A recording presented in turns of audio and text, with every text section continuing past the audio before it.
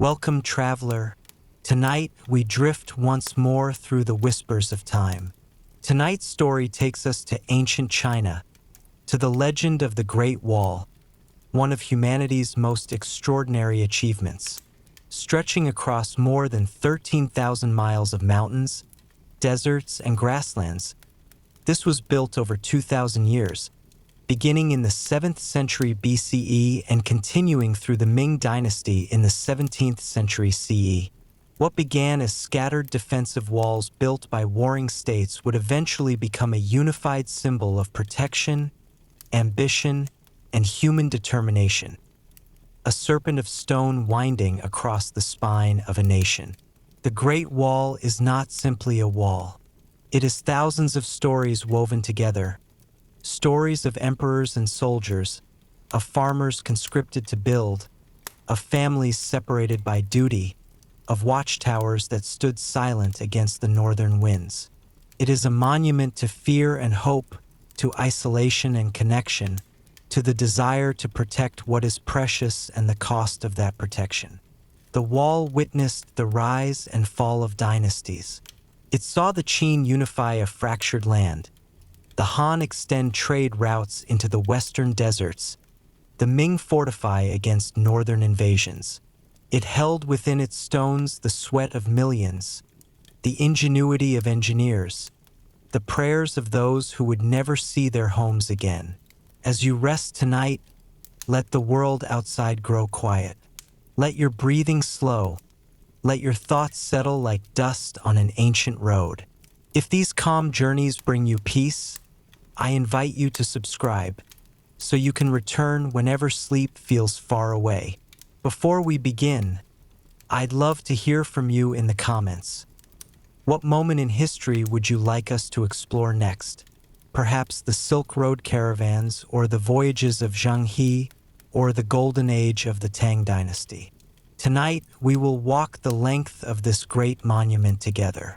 We will stand beside those who built it, those who defended it, those who lived in its shadow. We will feel the cold stone beneath our fingers, hear the wind howling through the watchtowers, see the endless ribbon of wall climbing over mountains and descending into valleys. We will learn of Meng Jiangnu, whose tears brought down a section of the wall. We will walk with soldiers who kept watch through frozen nights. We will understand why this structure, built to keep people out, has become a symbol that draws the world in. Now, take a slow, deep breath. Close your eyes and let your thoughts settle. Feel your body sinking deeper into rest, your muscles releasing their tension, your mind beginning to drift. Imagine yourself standing at the edge of a vast landscape. Before you, snaking across mountains and valleys, stretches an ancient wall of stone and earth. The sun is setting, painting the sky in shades of amber and rose. The air is cool and carries the scent of pine and distant smoke. This is where our journey begins, at the foot of the Great Wall, in a time long ago, when the world was younger and the future uncertain. The fire is warm, the air is still, and the story is about to begin. Softly, gently, through the whispers of time. Let your shoulders drop.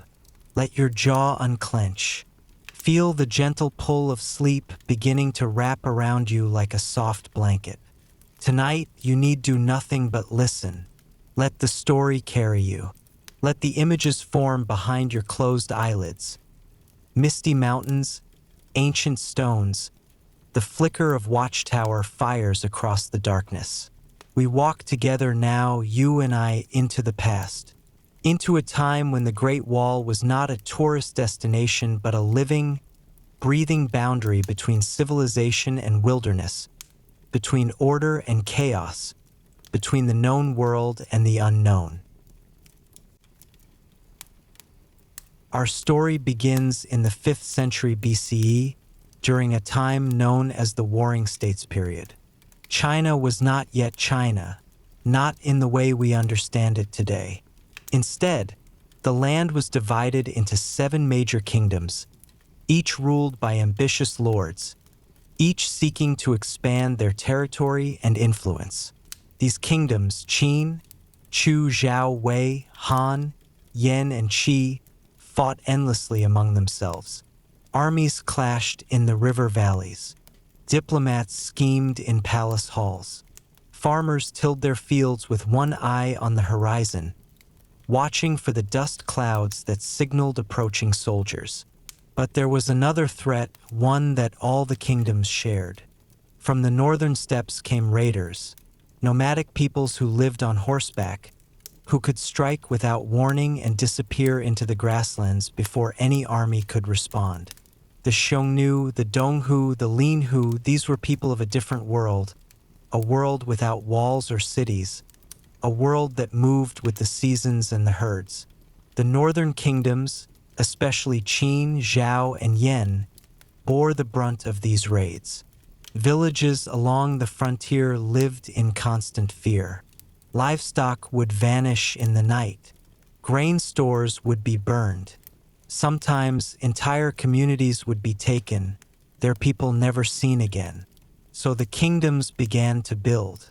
Not one great wall, but many walls, each kingdom constructing its own defensive barriers along its northern borders.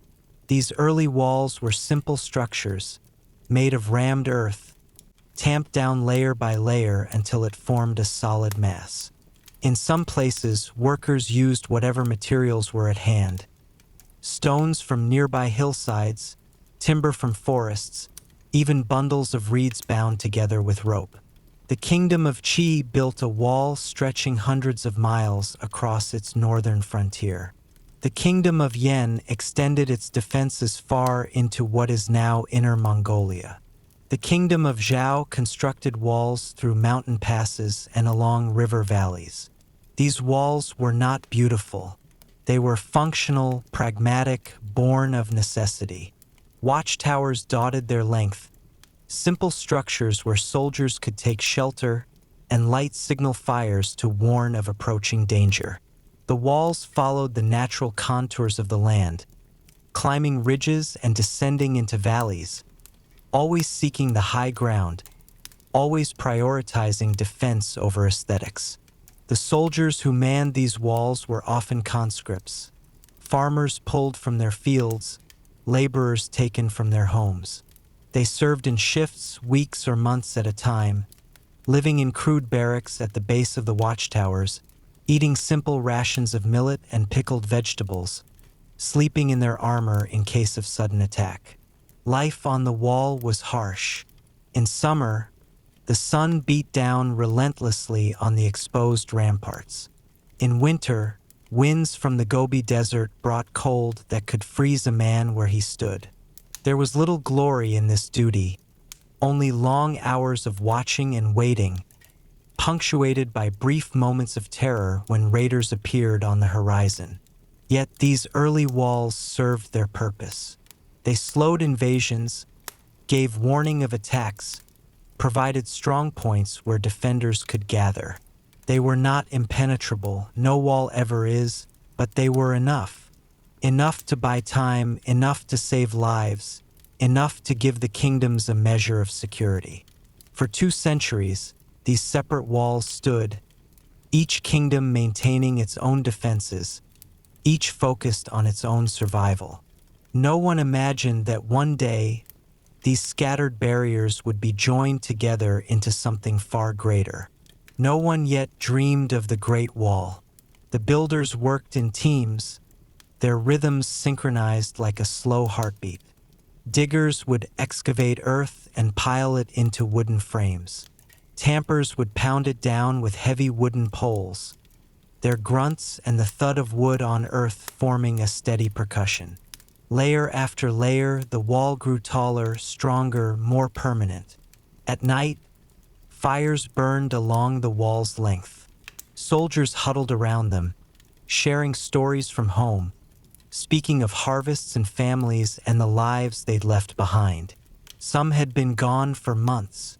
Others would never return. In 221 BCE, everything changed. The kingdom of Qin, under its ruthless and visionary king, Yingzhang, conquered the last of the rival kingdoms. For the first time in centuries, the land was unified under a single ruler. Yingzhang took a new title, one that had never been used before: Qin Shi Huang, the first emperor of China. The first emperor was a man of grand ambitions and terrible methods. He standardized the currency, the writing system, the measurements of carts so their wheels would fit in the same ruts. He burned books that contradicted his philosophy and buried scholars alive who opposed him. He built a massive tomb for himself, guarded by thousands of terracotta soldiers, each one unique, each one standing eternal watch. But perhaps his most visible legacy was the wall. The first emperor understood that a unified China needed unified defenses. The old walls of the warring states were scattered, disconnected, pointing in different directions. Some faced north, others faced east or west, remnants of a time when Chinese fought Chinese. These internal barriers were useless now, even counterproductive. They needed to be destroyed or abandoned. But the northern frontier still needed protection. The Xiongnu Confederation had grown stronger during the chaos of the Warring States period. Under their leader Tuman, and later his son Modu, they had unified the nomadic tribes into a formidable force. They raided with impunity, their horsemen moving faster than any Chinese army could respond. So the first emperor gave the order: connect the northern walls into a single, continuous barrier. Extend them westward into the desert, eastward to the sea. Make them taller, stronger, more permanent. Create a boundary that would protect China for all time. The task was given to General Meng Tian, one of the emperor's most trusted commanders. Meng Tian was a veteran of the unification wars, a man who understood logistics and large-scale construction. He had led armies of hundreds of thousands. Now he would lead armies of workers. The scale of the project was staggering. Historians estimate that over 300,000 workers were mobilized for the initial construction. These were soldiers, criminals, and conscripted peasants, men taken from every corner of the new empire and sent to the northern frontier. They came from the rice paddies of the south, the wheat fields of the central plains, the fishing villages of the coast. Most had never seen mountains like those along the northern border. Most had never experienced the brutal climate of the frontier. Many would not survive the experience. The workers lived in temporary camps along the construction route. They slept in tents or crude huts made of stone and earth. They ate simple rations, millet porridge, pickled vegetables, occasionally some dried meat. The work was backbreaking, relentless, dangerous. In the mountains, workers had to quarry stone, cut it into manageable blocks, and haul it up steep slopes using ropes and wooden sleds. In the deserts, they mixed clay with straw and water, packing it into wooden forms to create rammed earth walls. In the grasslands, they used whatever materials were available: stones, timber, bundles of reeds, layers of compacted soil. The wall grew slowly, painfully. Miles accumulated into tens of miles, then hundreds. The route followed the natural geography, along mountain ridges where possible, through strategic passes across river valleys. Watchtowers were built at regular intervals, each one positioned to be visible from its neighbors, so that signal fires could relay warnings across vast distances in minutes. Winter was the hardest time. Work slowed to a crawl as temperatures plummeted. Workers struggled to prevent the mortar from freezing, to keep their hands from becoming too numb to grip their tools. Some froze to death in their sleep. Others fell ill with pneumonia or dysentery. The dead were often buried in the wall itself, their bodies becoming part of the structure they had died building. Yet the work continued. The first emperor was not a man who accepted failure or delay. Officials who fell behind schedule were punished. Supervisors who reported problems were replaced. The wall had to be completed. The empire had to be protected. Not all stories of the Great Wall speak of emperors and armies. Some speak of ordinary people caught in the machinery of history. One such story has been told for over 2,000 years, passed down through generations, growing and changing with each retelling. This is the legend of Meng Jiangnu, the woman whose tears brought down the wall. In the story, there was a young woman named Meng Jiangnu, newly married to a scholar named Fan Shiliang. They were happy together, their lives full of promise and hope. But their joy was brief. Shortly after their wedding, officials came to their village, conscripting men for work on the wall. Fan Shiliang was taken, despite his wife's pleas, despite his lack of physical strength, despite his usefulness as a scholar rather than a laborer. Meng Jiangnu waited for news. Days became weeks, weeks became months. No word came. Winter arrived and she grew worried. Her husband had left with only the clothes on his back, with no warm garments to protect him from the northern cold. She decided to take him winter clothing herself. She sewed a heavy coat, lined with cotton, warm enough to keep him safe through the frozen season. Then she set out on foot, walking northward, following the route the conscription gangs had taken. The journey was long and arduous. She crossed rivers on ferry boats. She climbed mountain passes where the wind cut like knives. She walked through villages where she begged for food and shelter. People helped her when they could, touched by her determination, her love, her refusal to give up. After many weeks, she reached the Great Wall. It stretched before her, an immense barrier of stone and earth, climbing over mountains and descending into valleys, extending beyond sight in both directions. Thousands of workers swarmed over it like ants, hauling stone, mixing mortar, hammering and chiseling and building. She began asking for her husband. Worker after worker shook their heads. No one knew Fan Shiliang. The construction site was enormous, spreading across hundreds of miles. Men came and went. Many died. Bodies were often buried without proper identification. Finally, an overseer told her the truth. Fan Shiliang was dead. He had collapsed from exhaustion after only a few weeks of labor. His body had been buried in the wall itself, as was common practice. The overseer couldn't even tell her exactly where. Meng Jiangnu stood before the wall, the coat she had sewn clutched in her hands, and began to cry. She cried for her husband, for their lost future, for the unfairness of a world that would take a gentle scholar and work him to death.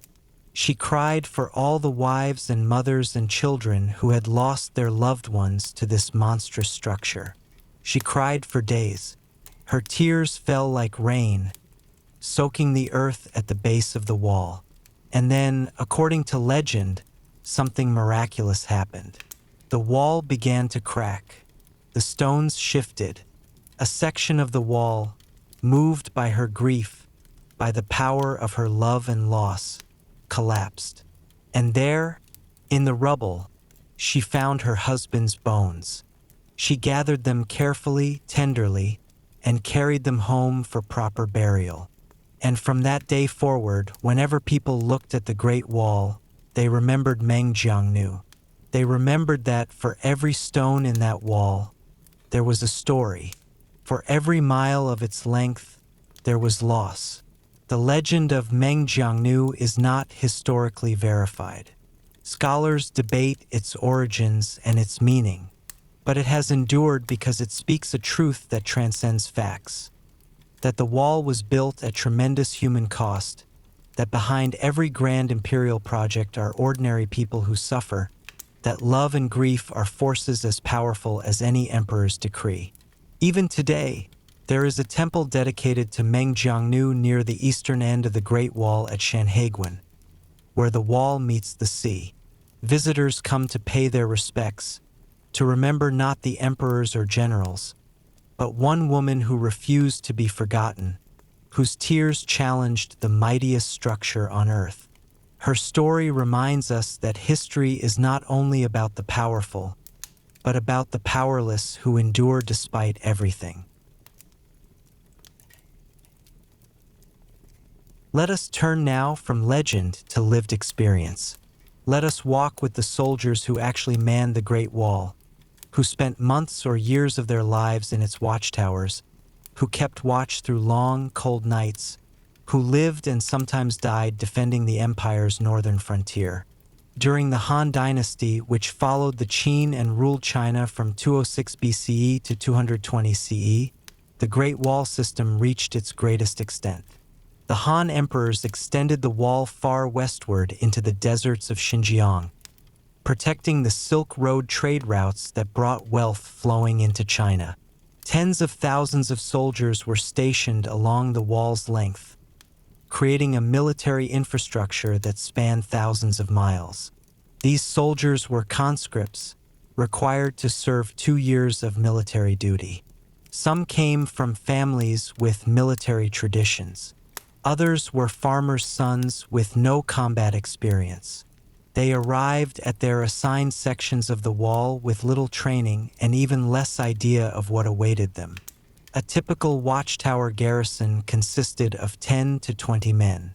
The tower itself was a square structure, usually 2 or 3 stories tall, built of brick or stone, with narrow windows facing north toward the steppe. The ground floor served as a stable and storage area. The upper floors housed the soldiers' sleeping quarters and the signal fire platform. The soldiers' daily routine was structured around watches. They took turns standing guard, 4-hour shifts, day and night, watching the horizon for any sign of movement.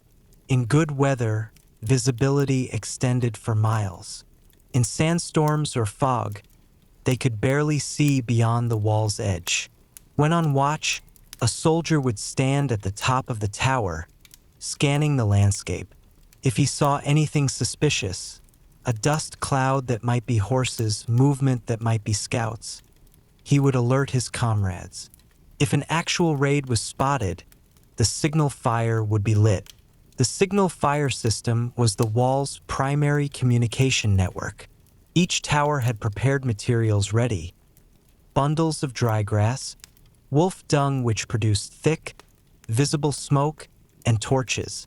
When lit, the smoke by day or flame by night could be seen by neighboring towers, which would light their own fires in turn, relaying the warning across hundreds of miles in less than an hour. Different numbers of fires signaled different threat levels. 1 fire might mean a small raiding party. 5 fires might indicate a major invasion force. This system allowed frontier commanders to mobilize troops and send word to the capital long before any enemy could reach China's interior. But most days passed without incident. The soldiers' time was filled with maintenance work, repairing damaged sections of wall, carrying water from distant wells, tending the small vegetable gardens they planted near the towers, caring for the horses and camels kept for messenger duty. Food was simple and monotonous. The soldiers received regular rations of millet, wheat flour, and dried beans. Sometimes they got salted meat or fish. They baked their own bread in small ovens, made soup from whatever vegetables they could grow or forage, occasionally hunted small game if they were lucky. Letters from home were precious, arriving irregularly with supply caravans. A soldier might wait months for news from his family. Some never received letters at all. Their families were illiterate or too poor to hire a scribe or simply too far away. Loneliness was the soldier's constant companion. The frontier was vast, empty, and silent. Days could pass without seeing another human being besides one's fellow soldiers. Nights were long and dark, filled with the howling of wind and the occasional cry of a wolf. In winter, conditions became nearly unbearable. Temperatures could drop far below freezing. The watchtowers, built for defense rather than comfort, provided little warmth. Soldiers slept huddled together for heat, wrapped in every garment they owned. Frostbite was common. So were illnesses, respiratory infections, dysentery, fevers.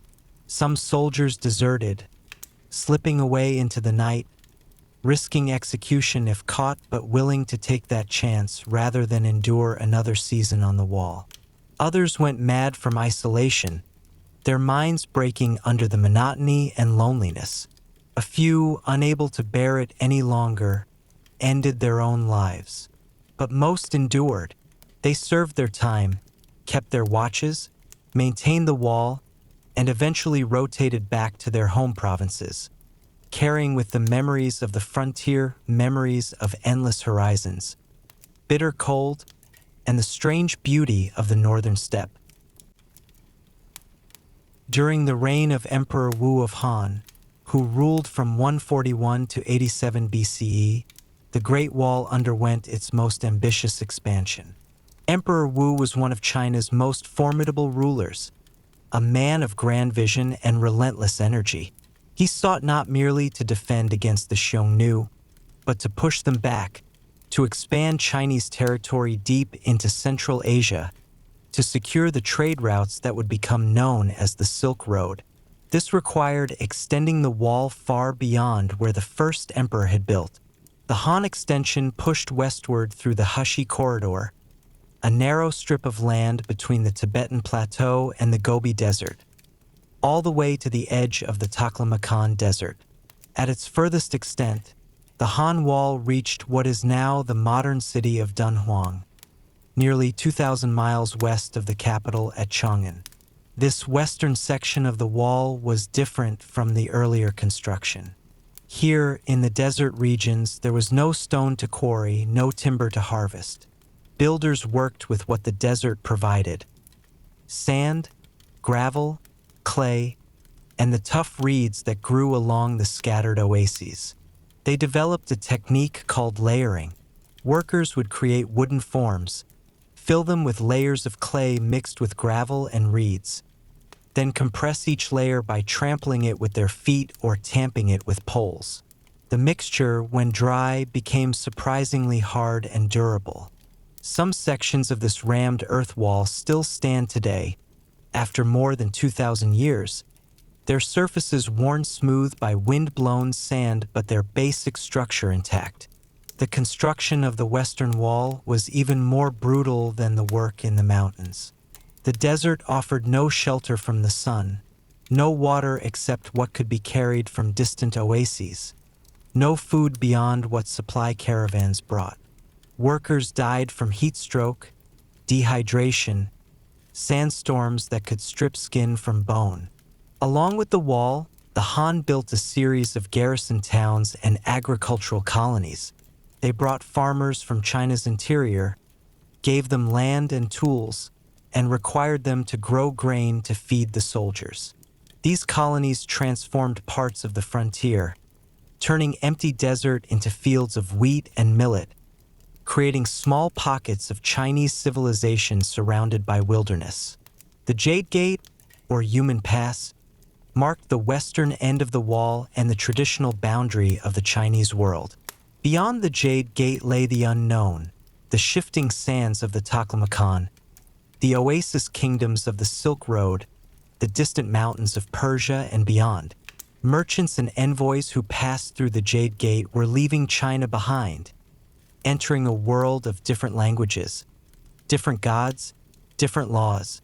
The wall in this region served multiple purposes. It was a defensive barrier, yes, but it was also a customs checkpoint, a means of controlling trade, and a powerful symbol of Chinese authority. Every caravan traveling the Silk Road had to pass through official gates, pay taxes, submit to inspection. This generated enormous revenue for the Han government, helping fund further expansion and development. Archaeological discoveries have revealed much about life at these western frontier posts. Excavations have uncovered watchtowers with their original wooden structures partially preserved by the dry climate, trash heaps containing soldiers' letters and administrative documents, even the remains of meals, bones from sheep and cattle, husks from grain, fragments of pottery. One particularly poignant find was a series of letters written by a soldier named Su Fu, stationed at a remote outpost near Dunhuang around 100 BCE. In these letters, preserved on wooden slips, Su Fu wrote to his family about the hardships of frontier life, about his longing for home, about his fears that he would die before seeing his elderly parents again.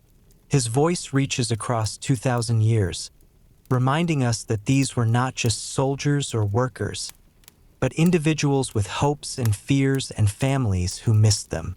The Han Wall remained in use for centuries, its garrison towns growing into trading centers, its watchtowers standing vigil over the caravans that brought silk west and horses, grapes, and glassware east. It was a bridge between worlds, a boundary that was also a connection, a barrier that paradoxically enabled exchange and understanding. The Great Wall and the Silk Road were inseparable. The wall protected the trade route, and the trade route justified the wall's existence. Without the security provided by the fortifications and garrisons, merchants would never have risked the journey through Central Asia. Without the wealth generated by trade, the Han emperors could never have afforded to maintain such an extensive defensive system. Picture a caravan approaching the Jade Gate from the west. The merchants have traveled for months, crossing the deadly deserts of Central Asia, navigating between warring kingdoms, surviving sandstorms and bandit raids. They lead strings of Bactrian camels, each laden with goods from the distant west.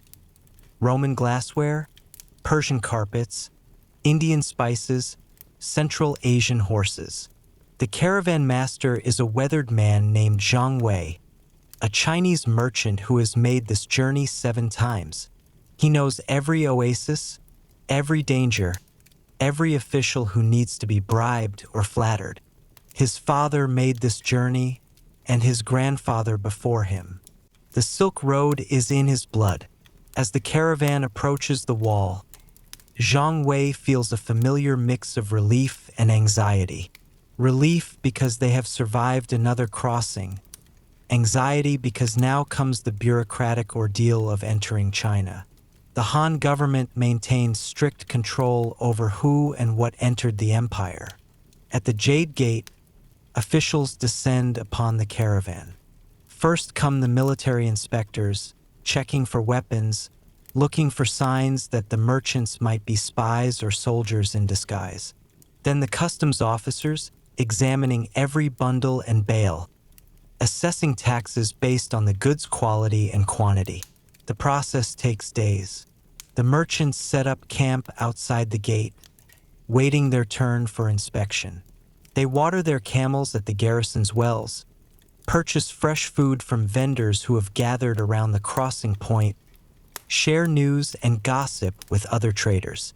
Zhang Wei has brought a particularly valuable cargo this time: 40 bolts of silk from the workshops of Luoyang, the finest quality, destined for the markets of Samarkand and perhaps beyond to Rome itself. He has also brought Chinese bronze mirrors, jade carvings, lacquerware, and pottery. On his return journey westward, he will carry these goods along with the products he has acquired from Western merchants: wool from Fergana, lapis lazuli from Afghanistan, amber from the Baltic regions. The silk is his fortune and his risk. If he makes it safely to Samarkand, he will sell the silk for 10 times what he paid in China. But the journey is perilous. Bandits haunt the desert routes. Sandstorms can bury a caravan in hours. Political upheavals can close borders without warning. Inside the gate, Chinese civilization resumes. There are inns where travelers can rent rooms, bathhouses where they can wash away the desert's dust, taverns where wine flows and stories are exchanged in a dozen languages. The garrison town of Dunhuang has grown wealthy on Silk Road trade, its markets filled with exotic goods, its population a mixture of Chinese, Central Asian, and even occasional European faces. Zhang Wei conducts his business carefully. He meets with local merchants, negotiating prices for the Western goods he has brought, arranging for storage of items he will pick up on his return journey. He visits the Buddhist temples that have sprung up along the Silk Road, leaving offerings for a safe journey and the well-being of his family back in Chang'an. Buddhism itself is one of the Silk Road's most significant exports. The religion, born in India, has been traveling eastward along the trade routes for generations, carried by monks and merchants. Already, Buddhist texts are being translated into Chinese. Buddhist monasteries are being established in Chinese cities. In a few centuries, Buddhism will become one of China's major religions, transforming Chinese culture and philosophy. But Zhang Wei is a practical man, more concerned with profit than enlightenment. After a week in Dunhuang, he prepares for the next leg of his journey. He hires new guides familiar with the Western routes, ensures his camels are well-fed and healthy, stocks up on water and supplies. His destination is Kashgar, an oasis city at the western edge of Chinese influence, where merchants from China, India, Persia, and Rome meet and trade. The Silk Road is not a single road but a network of routes, constantly shifting based on political stability, water availability, and where the best deals can be found. Zhang Wei knows them all, or at least knows people who know them. This is the knowledge that keeps him alive and prosperous. As he passes back through the Jade Gate, heading west, Zhang Wei looks back at the wall stretching north and south, disappearing into the desert haze. It is a comforting sight. As long as that wall stands, as long as Han soldiers man its watchtowers, he knows that when he returns from his journey, there will be order, safety, and the civilization he calls home.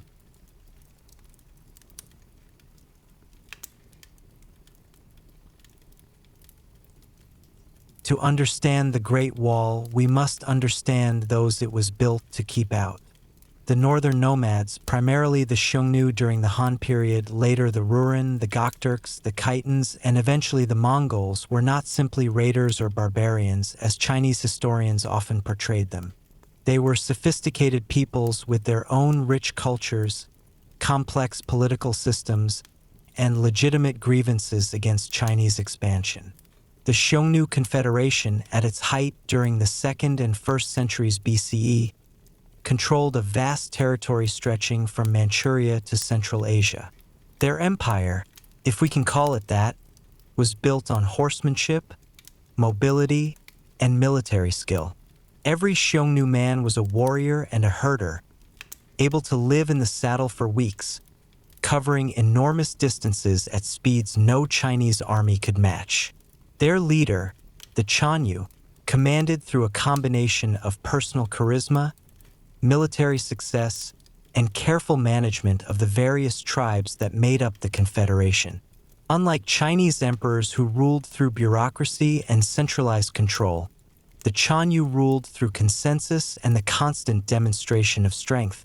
The Xiongnu lived in felt tents called jers or yurts, circular dwellings that could be dismantled and transported in hours. They followed their herds, horses, sheep, cattle, camels, moving seasonally between summer and winter pastures. This lifestyle required intimate knowledge of the land, of where water could be found, where grass grew thick enough to feed thousands of animals, where shelter could be sought in winter. Their diet consisted primarily of dairy products and meat. They made kumis, fermented mare's milk, which was both nutritious and mildly alcoholic. They preserved meat by drying it in the sun or smoking it over fires. They supplemented their diet with trade goods from China and Central Asia, grain, tea, and luxury items that symbolized status and wealth. The relationship between the Xiongnu and China was complex, shifting between war and peace, hostility and cooperation. During strong Chinese dynasties like the Han under Emperor Wu, China took the offensive, sending massive armies into the steppe to attack Xiongnu camps. During weaker periods, China adopted a policy called Haqin, peace through kinship, sending Chinese princesses to marry Xiongnu leaders, along with annual tribute of silk, grain, and wine. From the Xiongnu perspective, these raids into Chinese territory were not unprovoked aggression but necessary economic activity. The steppe could not produce the grain, metal tools, and luxury goods that the Xiongnu needed. Trade was preferable, but when China closed its borders or offered unfavorable terms, raiding became the alternative. One particularly famous Xiongnu leader was Meng Jiangnu, who ruled from approximately 209 to 174 BCE. Meng was a brilliant military strategist and state builder. According to Chinese sources, he came to power by murdering his father, then consolidated control through a combination of military victories and ruthless suppression of rivals. Meng developed innovative military tactics, including coordinated cavalry charges and the use of whistling arrows to signal commands during battle. He unified the scattered Xiongnu tribes into a formidable force that could field armies of hundreds of thousands. At one point, he nearly captured a Han emperor who had led an army north against him. But Meng was also a diplomat. He exchanged letters with Chinese emperors, negotiating treaties, demanding respect as an equal ruler of an equal state. These letters, preserved in Chinese histories, reveal a sophisticated understanding of power politics and a dry sense of humor. In one famous letter, responding to a Chinese offer of a marriage alliance, Meng agreed but requested additional tribute as a wedding gift. The Xiongnu were not the mindless barbarians of Chinese propaganda. They created art, beautiful gold ornaments decorated with animal motifs, intricate felt tapestries, bronze mirrors, and weapons. They developed a writing system, though few examples have survived. They practiced shamanic religion, believing that certain individuals could communicate with spirits and see the future. Their greatest skill, however, was horsemanship. Xiongnu children learned to ride almost as soon as they could walk. By adolescence, they could shoot arrows accurately while riding at full gallop, perform acrobatic maneuvers on horseback, and survive for days with minimal food and water. This made them nearly unbeatable in open terrain, where their mobility gave them overwhelming tactical advantages. The Great Wall was China's answer to this mobility. It could not stop the Xiongnu entirely. No wall could contain people who lived their entire lives on horseback, who knew every pass and valley, who could wait patiently for the moment when defenses were weak and then strike with devastating speed. But the wall could slow them down, force them to dismount and fight on foot where Chinese defenders had the advantage, limit the directions from which they could attack, and provide early warning that gave Chinese armies time to mobilize. It was not a perfect solution, but for centuries, it was the best solution Chinese rulers could devise. On a clear night along the Great Wall, you could see the future, not through prophecy or magic, but through fire. The beacon fire system was the wall's nervous system, its means of communication across impossible distances. In an age before telegraph or radio, before even semaphore flags, this network of watchtowers and signal fires allowed messages to travel hundreds of miles in less than an hour. The system was elegant in its simplicity. Each watchtower maintained a supply of combustible materials: dried grass, resinous wood, wolf dung which burned slowly and produced thick smoke. During daylight hours, smoke signals were used. At night, flame. The materials were prepared in advance, arranged in specific quantities, ready to be lit at a moment's notice. The code was standardized across the entire wall system. One fire meant enemy scouts had been sighted, possibly 50 to 100 horsemen. Two fires indicated a raiding party of several hundred. Three fires meant a serious incursion of several thousand warriors. Four fires signaled a major invasion force. 5 fires meant an army, a threat to the empire itself. The soldiers who manned the watchtowers drilled constantly on the signal procedures. Speed was essential. Every minute of delay could mean villages burned, lives lost, armies arriving too late. A soldier on watch who spotted enemy movement would immediately shout to his comrades. They would scramble to light the prepared fires in the correct number, while simultaneously sending a runner down to the tower's base to ready horses for messenger service. As soon as the first fire was lit, soldiers at neighboring towers would see it. They would count the flames, light their own fires in the same pattern, and pass the message onward. Within minutes, the signal would jump from tower to tower, leaping across valleys and over mountains, racing faster than any horse could gallop. The system had redundancies built in. If one tower failed to pass the signal, perhaps its garrison was asleep, or had been overrun, or couldn't light their fires due to weather. The neighboring towers would notice and could alert command posts further down the line. Message redundancy ensured that critical warnings would get through even if part of the system failed. Command posts, located at strategic points along the wall, maintained cavalry ready to ride at any moment. When signal fires appeared, these riders would mount and gallop toward the frontier to gather more detailed intelligence. They would count enemy numbers, identify their composition, track their direction of movement, and report back to regional commanders. Larger garrison towns maintained message stations where fresh horses waited.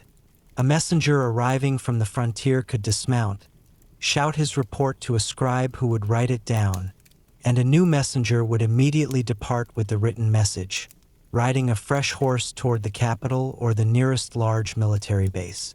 Through this relay system, a warning from the wall could reach the emperor in Chang'an, over 1,000 miles away, in 3 to 4 days. For the ancient world, this was astonishing speed, the difference between a surprise invasion and a prepared defense. But the system required constant maintenance and vigilance.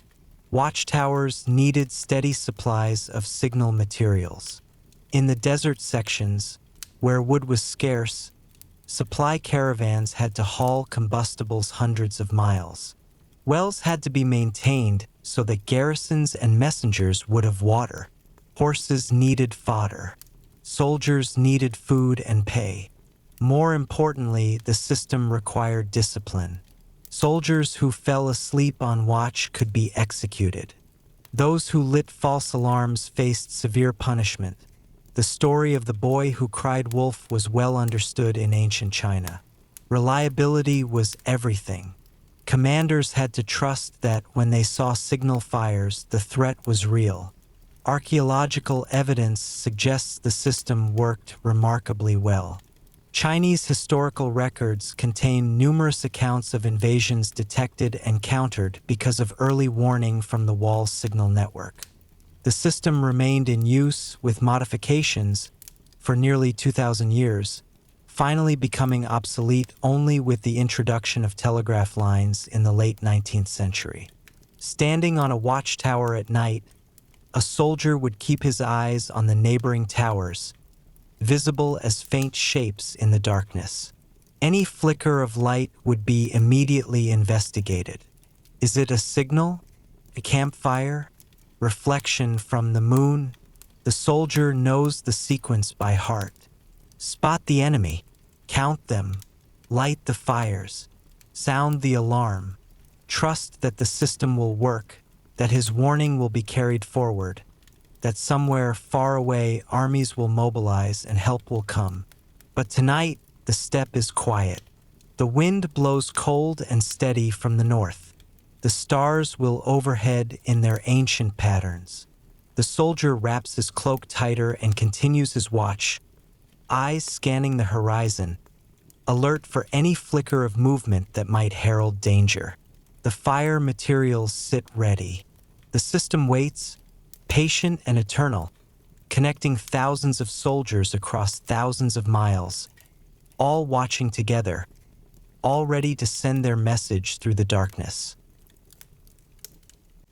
After the fall of the Han Dynasty in 220 CE, China entered a period of division and chaos that lasted, with brief interludes of unity, for nearly 4 centuries. The Great Wall fell into disrepair. Watchtowers crumbled. Sections collapsed. The northern frontier shifted back and forth as various kingdoms and dynasties rose and fell. During the Tang Dynasty from 618 to 907 CE, China was so powerful that the wall became less important. Tang armies pushed far into Central Asia, defeating the nomadic peoples on their own territory, making defensive fortifications seem unnecessary.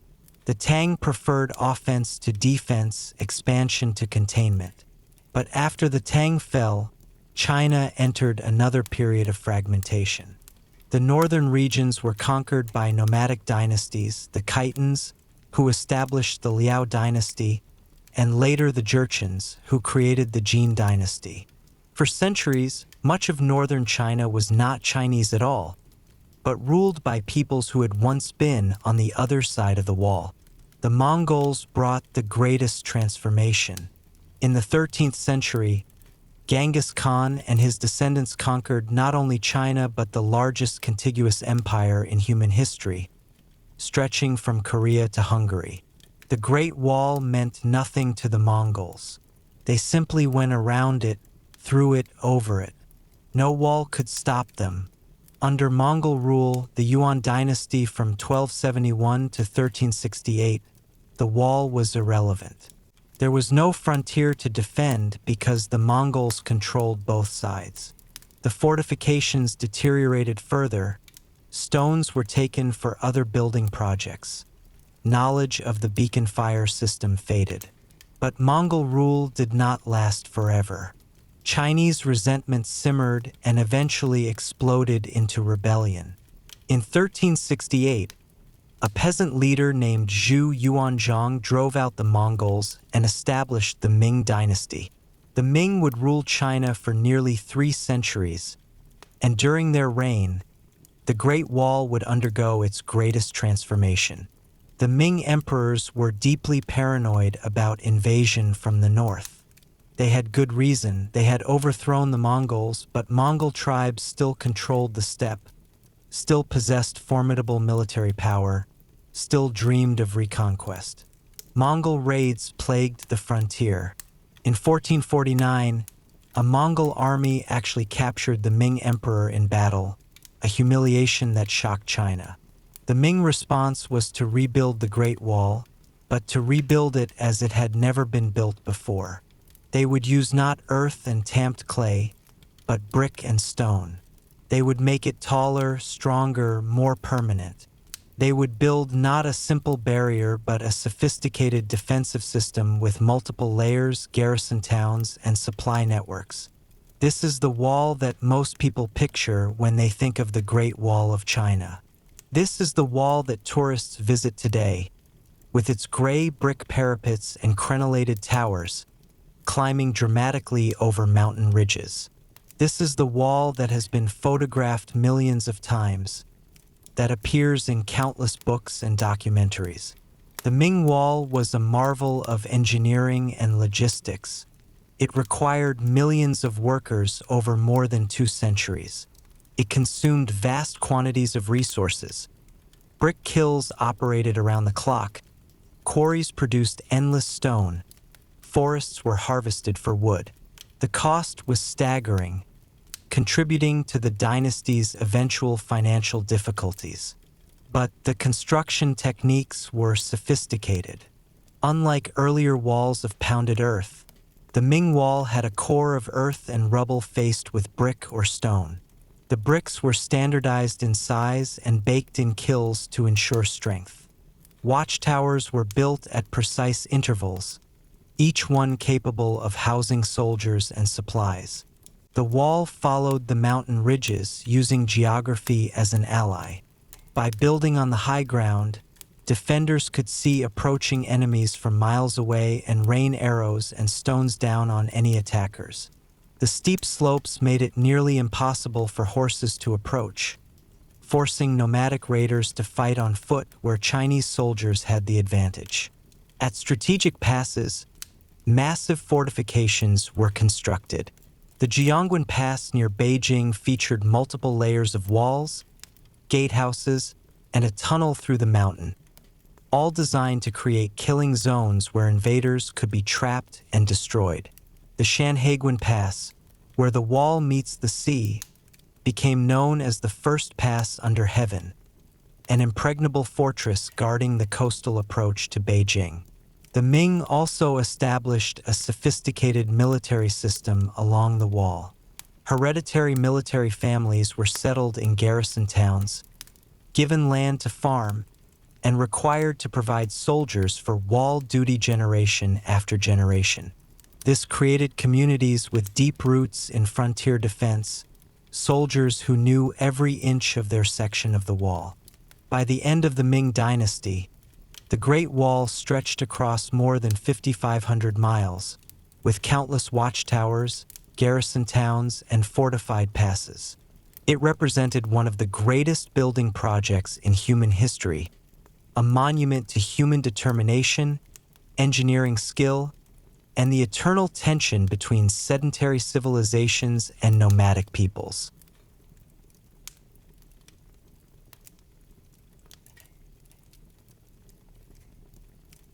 Life along the Ming-era Great Wall was more structured and organized than during earlier periods, but no less harsh. The Ming government created what was essentially a permanent military frontier, a buffer zone between civilization and wilderness, between order and chaos.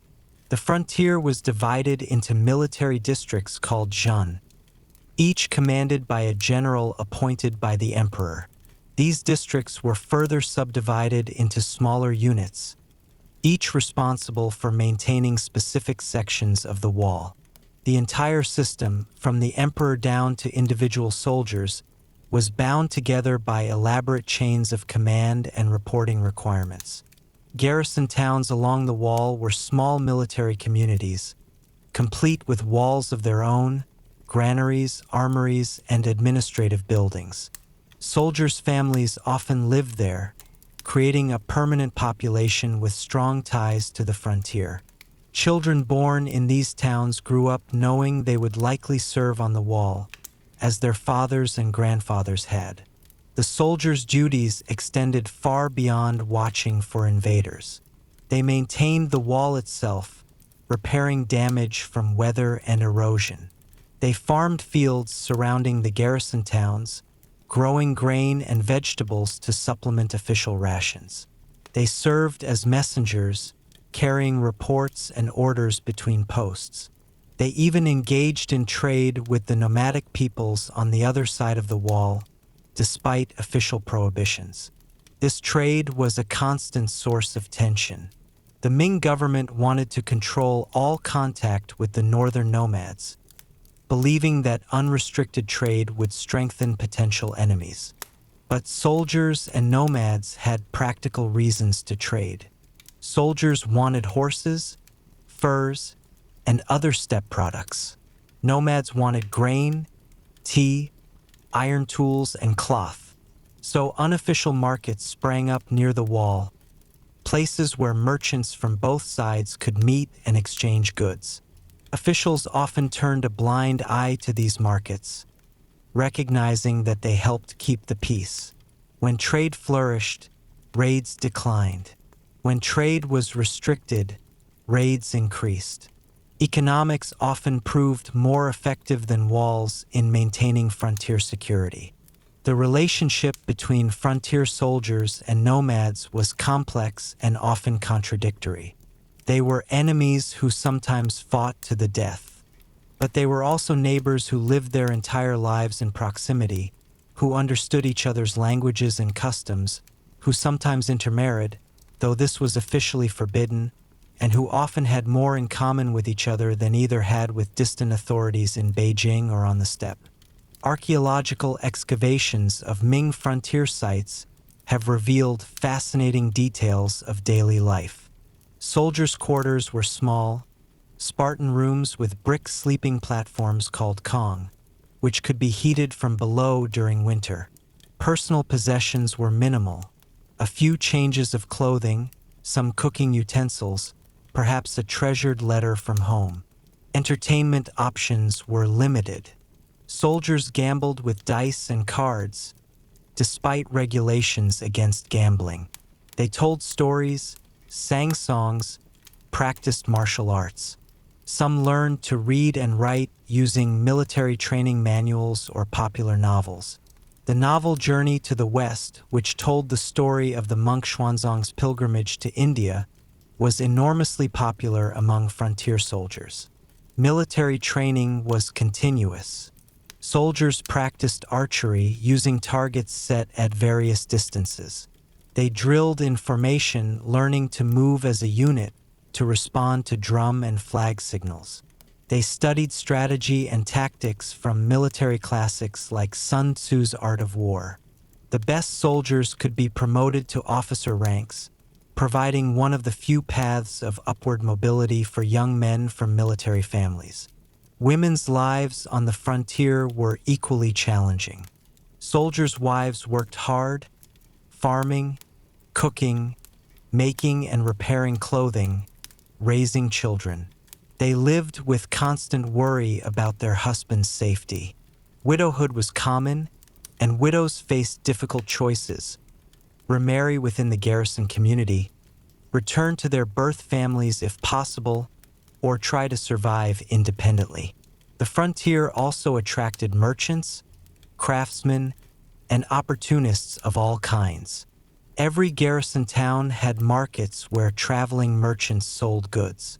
Blacksmiths, carpenters, and other skilled workers found steady employment maintaining military equipment and buildings. Innkeepers, tea house operators, and entertainers provided services for soldiers with money to spend. Despite the hardships, some soldiers and their families developed affection for the frontier. The landscape could be beautiful mountains rising against vast skies, the play of light across the steppe, the stillness of dawn before the wind began. The frontier offered a kind of freedom absent in China's more densely populated regions, a sense of living at the edge of the world where anything might happen. But it was a hard freedom, bought with vigilance and sacrifice, with lives spent watching and waiting, with the knowledge that violence could erupt at any moment, that the peaceful days were always temporary, always shadowed by the possibility of war. For all its strength and sophistication, the Great Wall could not save the Ming Dynasty. The dynasty's end came not from the north, but from within, and when the northern threat finally materialized, it entered not through force but through betrayal. By the early 17th century, the Ming government was in crisis. Decades of mismanagement, corruption, and natural disasters had weakened the empire. Famine swept through the northern provinces. Peasant rebellions erupted across the countryside. The government, bankrupt and paralyzed, could barely maintain order. In 1644, a rebel leader named Li Zicheng led his army to Beijing. The capital's defenders were few and demoralized. The emperor, Chongzhen, watched from the Forbidden City as his dynasty crumbled. When Li Zicheng's forces broke through the city gates, the emperor fled to a hill behind the palace. There, alone except for a single eunuch, he hanged himself from a tree. The Ming Dynasty was over, but Li Zicheng would not enjoy his victory. North of the Great Wall, the Manchu people had been growing in power for decades. Originally forest hunters from what is now northeastern China, the Manchus had unified under their leader Nurhaci and his son Hong Taiji, creating a formidable military state. They had adopted Chinese administrative practices while maintaining their warrior culture, creating a hybrid system that combined the best of both worlds. The Manchus had been probing the Ming frontier for years, occasionally breaching the wall, raiding, retreating. The Ming had managed to keep them at bay, but just barely. Now, with the dynasty collapsed and Beijing in rebel hands, the Manchus saw their opportunity. The key to their success was General Wu Sangui, commander of the Ming garrison at Shanhaiguan, the strategic pass where the Great Wall meets the sea.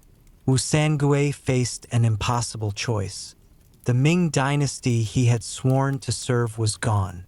A rebel warlord held Beijing, and north of the wall, the Manchu army waited.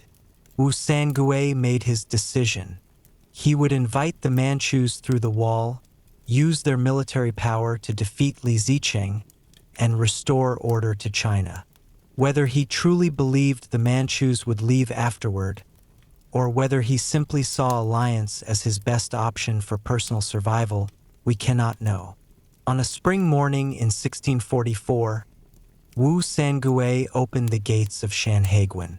The Manchu army, led by Prince Dorgan, poured through the gap that the Great Wall was designed to prevent.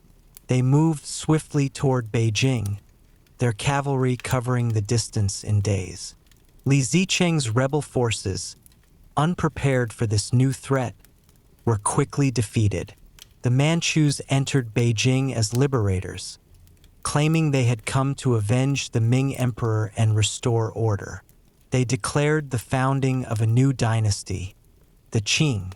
But unlike previous invaders who had conquered parts of China, the Manchus would rule the entire empire for nearly 3 centuries, until 1912. They adopted Chinese customs and administrative systems while maintaining their distinct identity. They required Chinese men to wear their hair in the Manchu style, shaved at the front with a long braid at the back, as a symbol of submission. They created a dual system of government where Manchu and Chinese officials worked side by side. For the Great Wall, the Qing dynasty marked a fundamental change. The Qing emperors controlled both sides of the wall. The distinction between China and the northern barbarians no longer made sense when the rulers were themselves originally from beyond the wall. The fortifications were maintained for a time, but their strategic importance faded. The wall had failed in its ultimate purpose. It had not kept invaders out, but perhaps that was inevitable. No wall, however great, can protect a civilization from internal collapse, from betrayal, from the simple fact that boundaries are always permeable and empires always temporary. Wu Sangui himself lived to regret his decision. The Qing rewarded him with titles and territory, making him a powerful regional lord. But as the Qing consolidated power, Wu came to see himself as a tool that had served its purpose and would eventually be discarded. In 1673, he rebelled against the Qing, sparking years of civil war. He died in 1678, his rebellion ultimately unsuccessful, his name forever associated with betrayal. The gates of Shanhaiguan stand today, restored and preserved as a historical site. Tourists photograph the massive stone archways, the crenellated walls, the watchtowers overlooking the sea. Few remember that this was where the Great Wall's purpose ended, where centuries of defense proved insufficient, where history turned on one man's choice to open a gate. The Qing dynasty ruled China for 268 years, from 1644 to 1912. During this long period, the Great Wall underwent a slow transformation from active military fortification to historical monument, from functional boundary to symbolic relic. The early Qing emperors, particularly Kangxi, who ruled from 1661 to 1722, maintained the wall and its garrison system. Kangxi understood that even though the Qing controlled both sides of the wall, the fortifications still served useful purposes. They marked the boundary between different administrative zones. They provided infrastructure for controlling trade and population movement. They symbolized imperial authority and territorial extent. But the nature of frontier defense was changing. The Qing strategy focused less on static fortifications and more on mobile forces and diplomatic relationships. They established a complex system of alliances with Mongol princes, binding them to the Qing throne through marriage, titles, and economic incentives. Many Mongol nobles found it more profitable to ally with the Qing than to raid Chinese territory. The Qing also expanded the empire far beyond where the Great Wall had ever reached. They conquered vast territories in Central Asia, absorbed Tibet into their imperial system, extended control over Mongolia and Manchuria. The empire reached its greatest geographical extent, larger than any previous Chinese dynasty.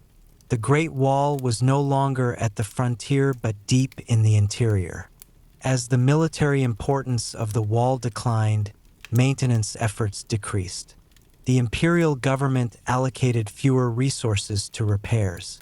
Garrison towns saw their populations dwindle as soldiers were reassigned to other duties or simply abandoned their posts. Sections of the wall, especially in remote areas, began to deteriorate. Local populations, no longer restrained by military authority, began to dismantle sections of the wall for building materials. Stone and brick from the fortifications were used to construct houses, barns, and field walls. The watchtowers, once symbols of imperial might, became quarries for peasant farmers. Yet the wall retained cultural significance. Chinese scholars and poets continued to write about it, seeing in its endurance a metaphor for Chinese civilization itself. The wall appeared in paintings and literature, always as a symbol of the past, of the eternal struggle to maintain order in a chaotic world, of the price of security and the limits of human ambition. During the mid-Qing period, China experienced remarkable prosperity and peace. The population grew dramatically, reaching over 300 million by 1800. New agricultural techniques and crops introduced from the Americas, maize, peanuts, potatoes, sweet potatoes, allowed cultivation of previously unfarmed land. Trade flourished both internally and with foreign merchants who came to the coastal cities. The Great Wall seemed irrelevant to this peaceful, prosperous China. The northern frontier was quiet, the Mongol threat neutralized through diplomacy and integration. The wall stood, but more as a curiosity than a necessity, a reminder of less enlightened times when brute force and physical barriers were required to maintain security. But this peace would not last. By the 19th century, new threats appeared, not from the northern steppe but from the sea. European powers, armed with modern weapons and driven by imperial ambitions of their own, began forcing China to open its ports and accept unequal treaties. The Opium Wars of the mid-19th century shattered Chinese assumptions about their superiority and security. The Great Wall, built to defend against northern horsemen, was useless against foreign warships and modern armies. China's real vulnerability lay not in its land borders, but in its outdated military technology, rigid political system, and inability to adapt to the changing world. The late Qing period saw the empire in decline, beset by internal rebellions and external pressures. The Taiping Rebellion from 1850 to 1864 killed millions and nearly toppled the dynasty. The Boxer Rebellion in 1900 brought foreign armies into Beijing. China was being carved into spheres of influence by foreign powers, each extracting concessions and privileges. Through all this turmoil, the Great Wall stood, increasingly neglected, its watchtowers empty, its garrison towns abandoned or repurposed. It had become what it remains today, a monument to history, a testament to an earlier age, a physical reminder that all empires, all strategies, all defenses eventually become obsolete. In 1912, the Qing dynasty collapsed, ending over 2,000 years of imperial rule in China. The last emperor, Huai, was only 6 years old when he abdicated. China entered a period of chaos and transformation, seeking to find its place in the modern world. The Great Wall, built to protect a civilization that no longer existed, stood silent witness to these changes. Its stones holding the memories of countless lives, its path winding through mountains that would outlast all human endeavors.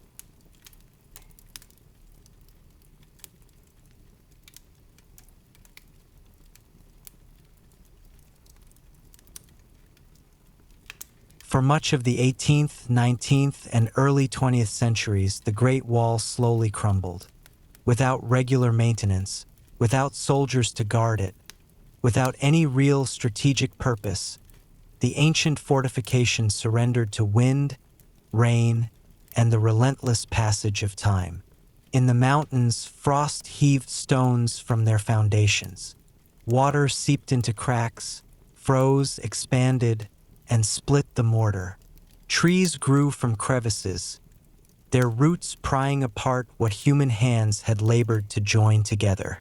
Storms washed away earth, undermined foundations, sent entire sections sliding down mountainsides. In the desert, sand buried sections of the wall, covering watchtowers up to their roofs, filling the spaces between fortifications until the wall became merely a series of humps in an endless sea of dunes.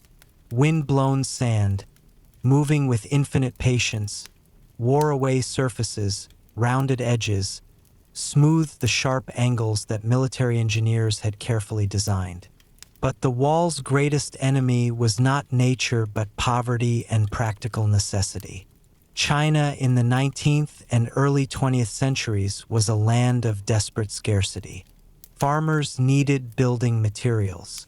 The wall, conveniently located and made of already shaped stone and brick, was an obvious resource. Village by village, stone by stone, the Great Wall was dismantled. A farmer would take a few bricks to repair his house. A community would dismantle a watchtower to build a bridge. A landlord would use wall stones to construct a manor. The process was gradual but relentless, centuries of construction undone in decades of deconstruction. No one thought they were destroying an irreplaceable monument. The wall was simply there, ancient and crumbling, useful primarily as a source of building materials.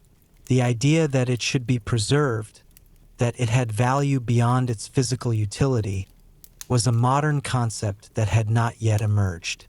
Local governments, when they thought about the wall at all, saw it as a burden. The fortifications occupied land that could be farmed. They disrupted transportation routes. They provided hiding places for bandits and rebels. Some officials actively encouraged dismantling sections of the wall, seeing this as progressive modernization, clearing away useless relics of the feudal past. Foreign travelers in the 19th century left accounts of the wall's decline. They described sections reduced to low mounds of rubble, watchtowers missing roofs and walls, garrison towns inhabited only by peasant families who had converted military buildings into barns and storage facilities. Yet even in its decay, the wall retained a certain majesty. British explorer William Gyle, who walked long sections of the wall in the early 1900s, wrote about its remarkable endurance despite neglect. He described climbing ruined watchtowers to sketch the landscape, measuring crumbling walls, photographing what he worried might soon disappear entirely. The early 20th century brought additional threats. China's political chaos during the warlord era and the subsequent civil war between nationalists and communists meant that the wall was sometimes a military asset again, though not in any way its original builders would have recognized. Different factions used sections of the wall as defensive positions in local conflicts. Artillery shells damaged structures that had survived centuries of weathering. The Japanese invasion of China in 1937 brought new destruction. The wall became a battlefield once more, as Chinese forces tried to use the ancient fortifications to slow the Japanese advance. Modern weapons pulverized sections that had stood for 500 years. Japanese forces, with their tanks and artillery, swept past the wall almost as easily as Mongol horsemen had centuries before. During these battles, Chinese soldiers fighting from the wall's watchtowers must have felt a strange connection to those who had stood guard there centuries ago. The weapons were different, the enemies were different, but the basic human experience, fear, courage, duty, the desperate hope that these stones might provide some measure of protection, was surely the same. After World War II and the establishment of the People's Republic of China in 1949, the wall's fate remained uncertain. The new communist government was focused on modernization, industrialization, and breaking with the feudal past. Historical monuments associated with Imperial China were viewed with suspicion, seen as symbols of the old order that the revolution sought to overturn. During the Cultural Revolution of 1966 to 1976, zealous Red Guards sometimes targeted historical sites for destruction, seeing them as representing old culture that needed to be swept away. Some sections of the Great Wall suffered during this period, though the wall's sheer size and remoteness protected most of it from systematic destruction. It was not until the late 20th century that China would recognize the Great Wall as a treasure to be preserved rather than a relic to be forgotten. But that recognition came almost too late for many sections, which had been reduced to foundations or disappeared entirely. The wall had survived invasions, wars, and dynasties, but nearly succumbed to simple neglect and the practical needs of poverty.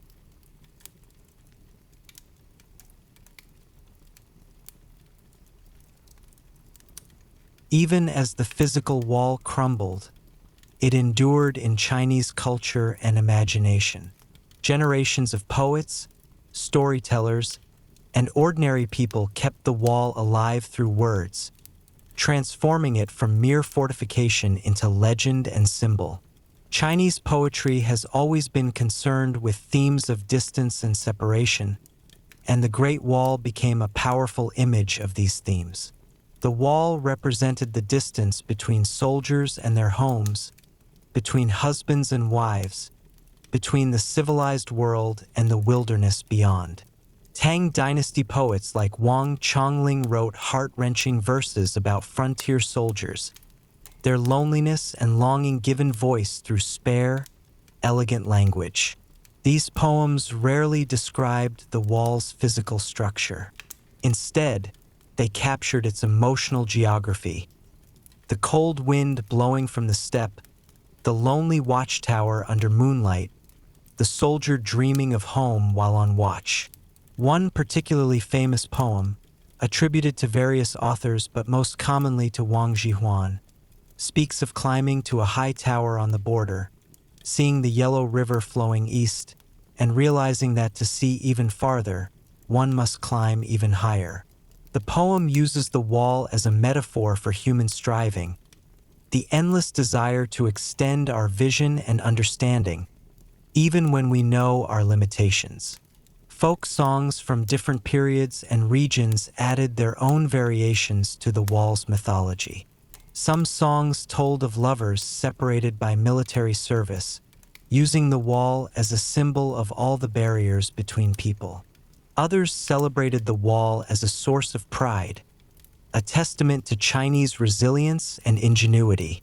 The legend of Meng Jiangnu, which we encountered earlier, was retold countless times in opera, popular theater, and storytelling.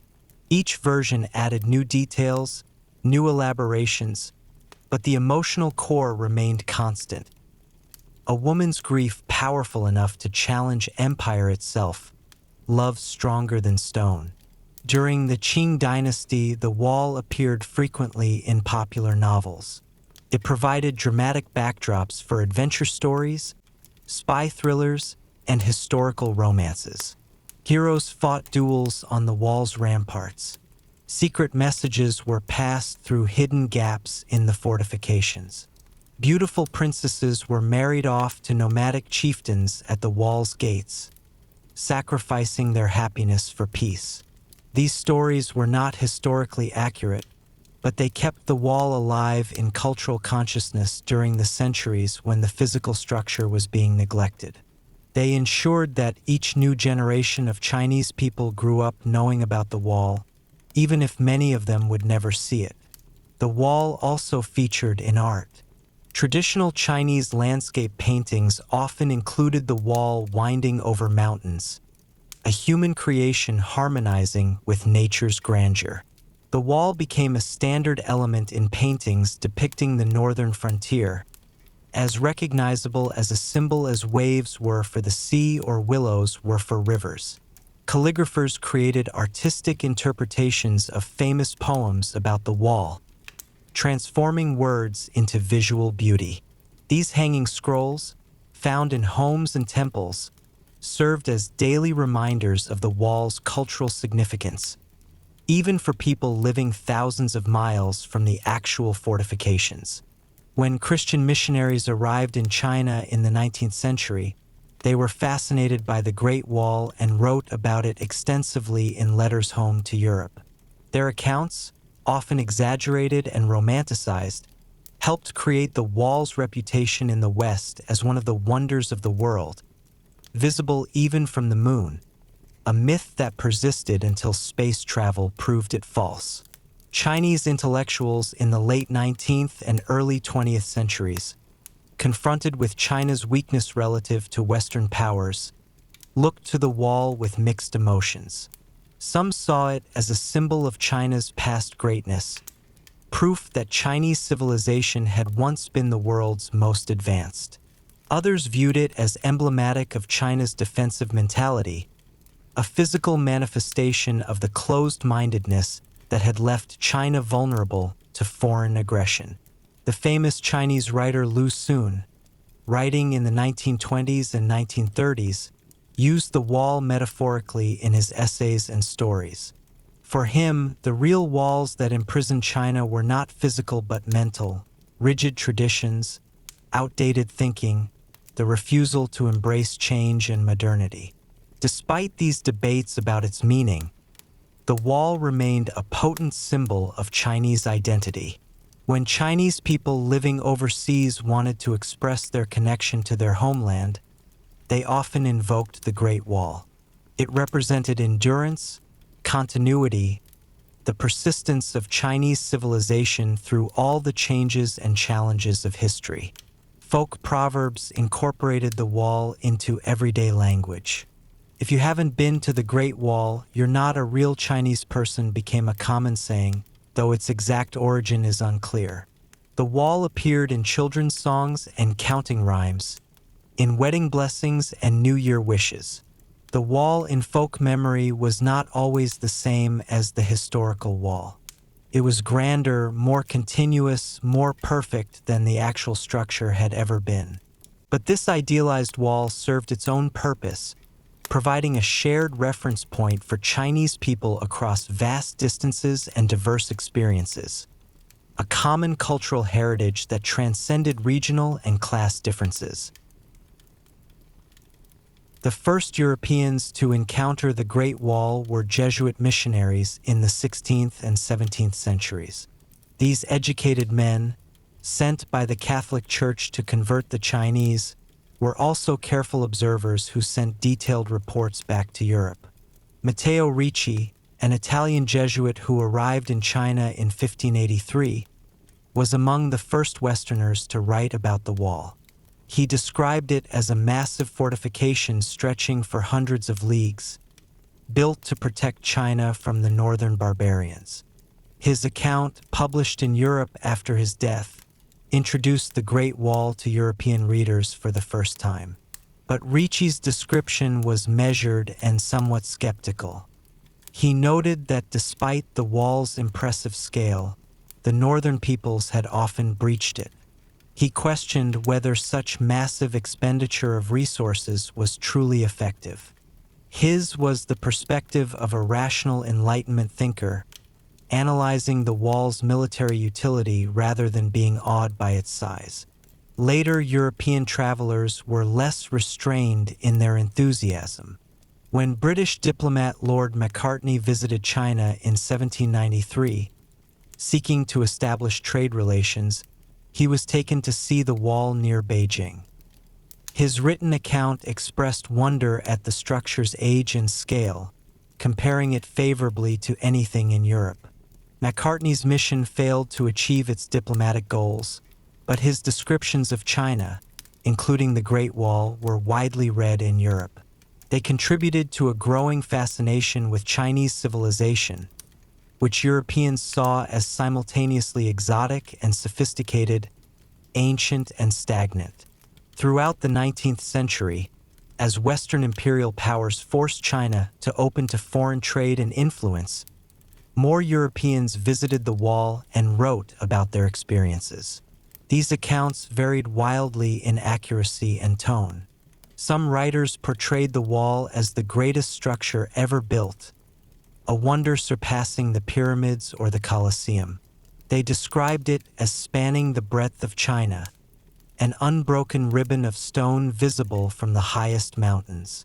These exaggerations, while factually wrong, captured something true about the wall's symbolic power and its ability to inspire awe. Others were dismissive, seeing the wall as evidence of Chinese backwardness.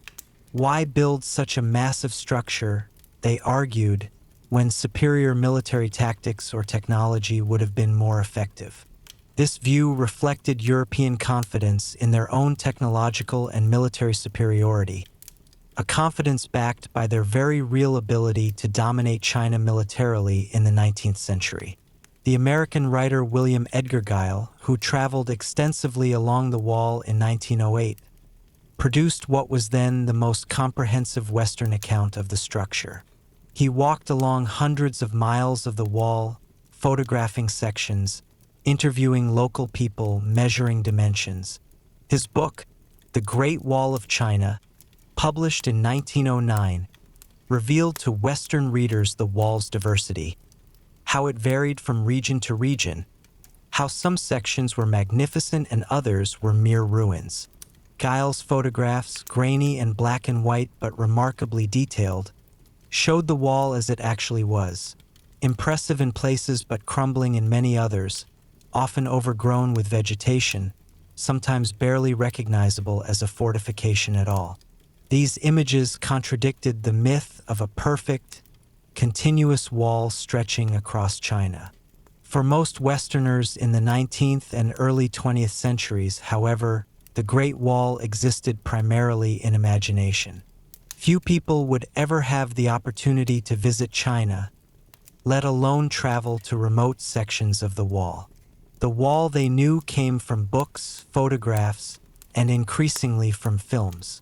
Early cinema sometimes featured the Great Wall as an exotic backdrop for adventure stories.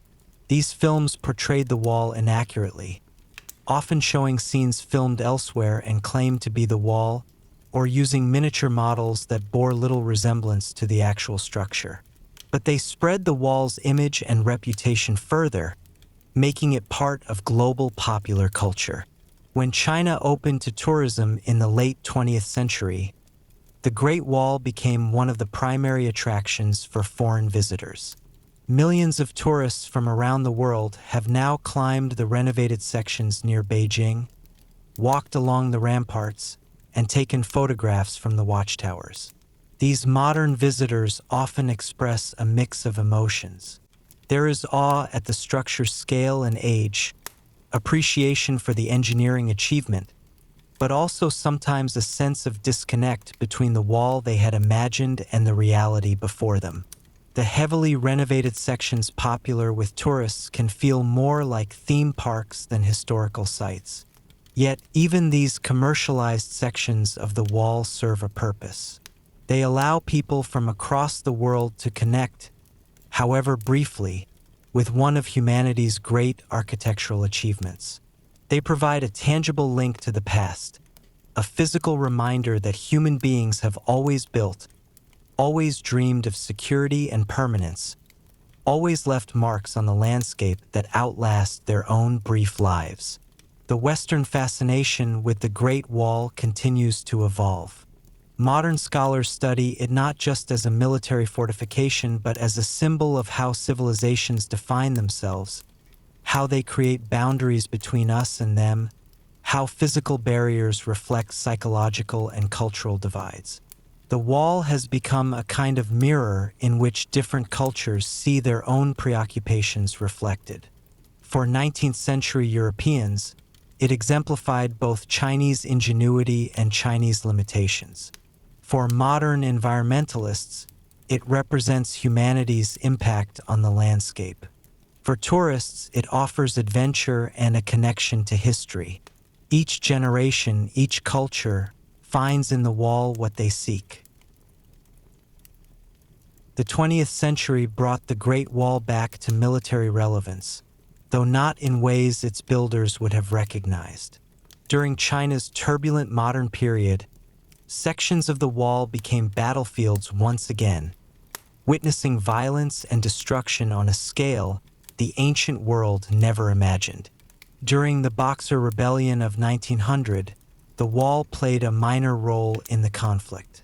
The Boxers, a martial arts-based secret society violently opposed to foreign influence in China, sometimes used abandoned watchtowers as meeting places and weapons caches.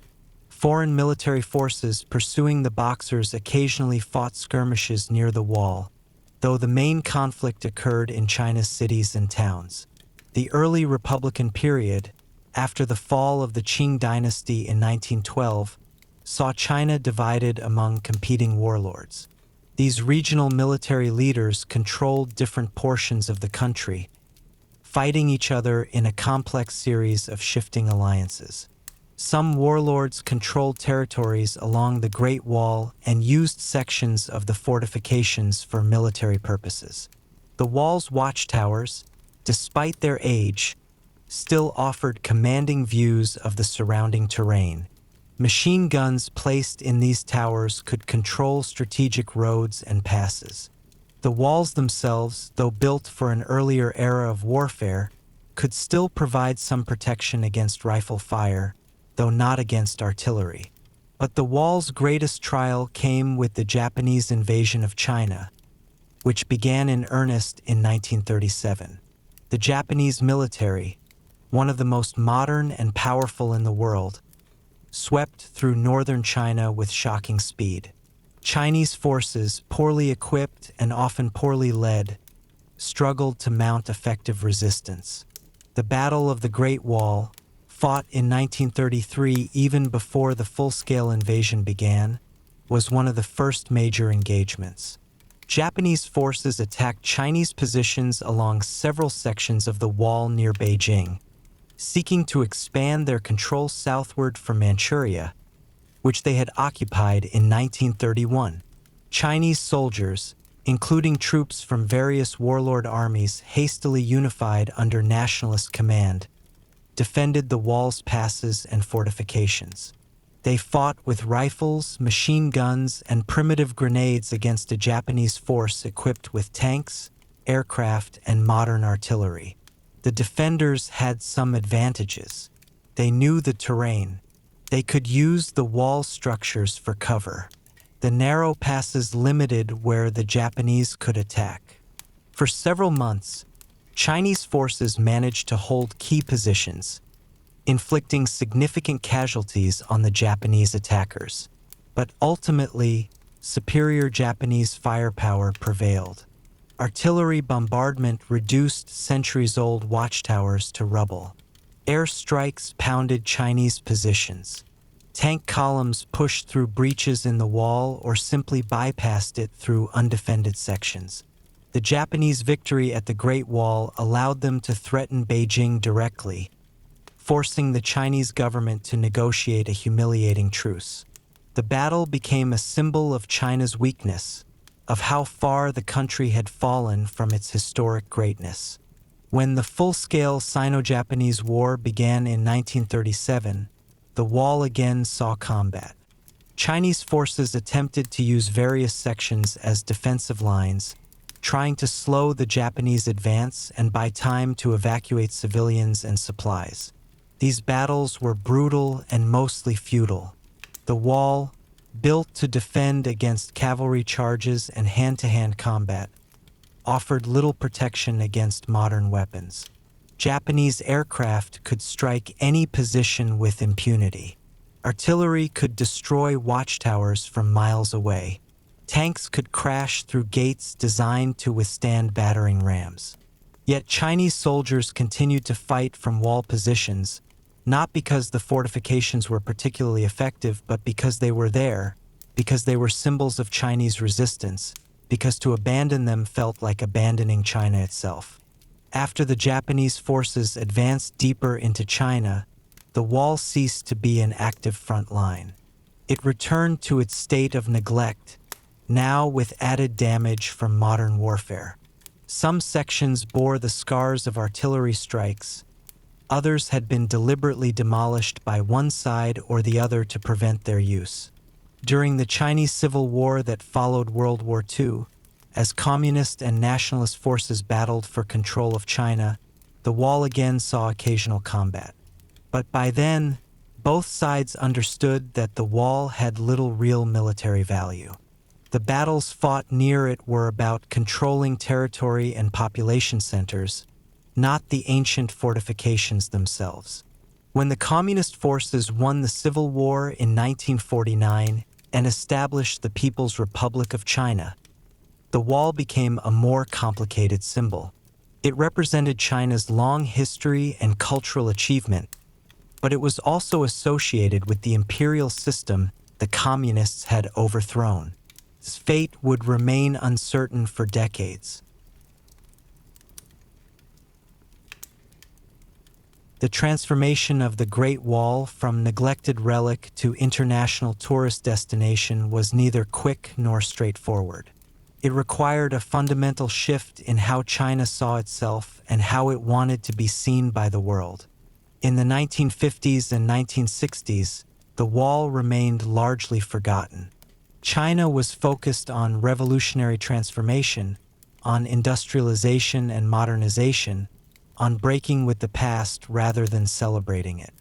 Historical monuments associated with Imperial China received little attention or funding. The Cultural Revolution, from 1966 to 1976, was particularly destructive to China's cultural heritage. Red Guards, zealous young revolutionaries, targeted anything representing old culture, old customs, old habits, old ideas. Historical sites were vandalized, temples destroyed, traditional arts suppressed. The Great Wall's sheer size saved it from systematic destruction. It was simply too large, too remote in many sections, too physically demanding to demolish completely. But the wall received no maintenance during this period, and some deliberate vandalism occurred, particularly of inscriptions or decorative elements associated with imperial rule. The turning point came in the 1970s, as China began opening to the outside world. In 1972, U.S. President Richard Nixon visited China, a diplomatic breakthrough that began normalizing relations between China and the West.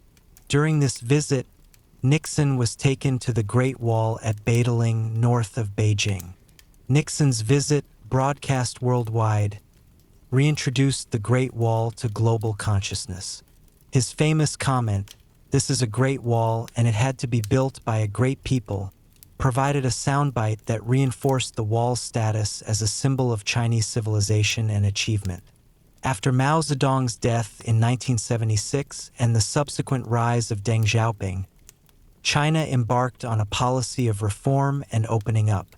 This included a new approach to cultural heritage.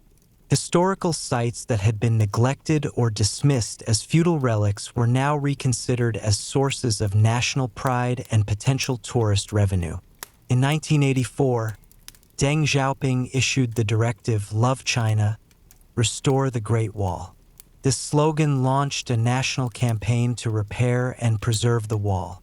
Government funding was allocated for restoration projects.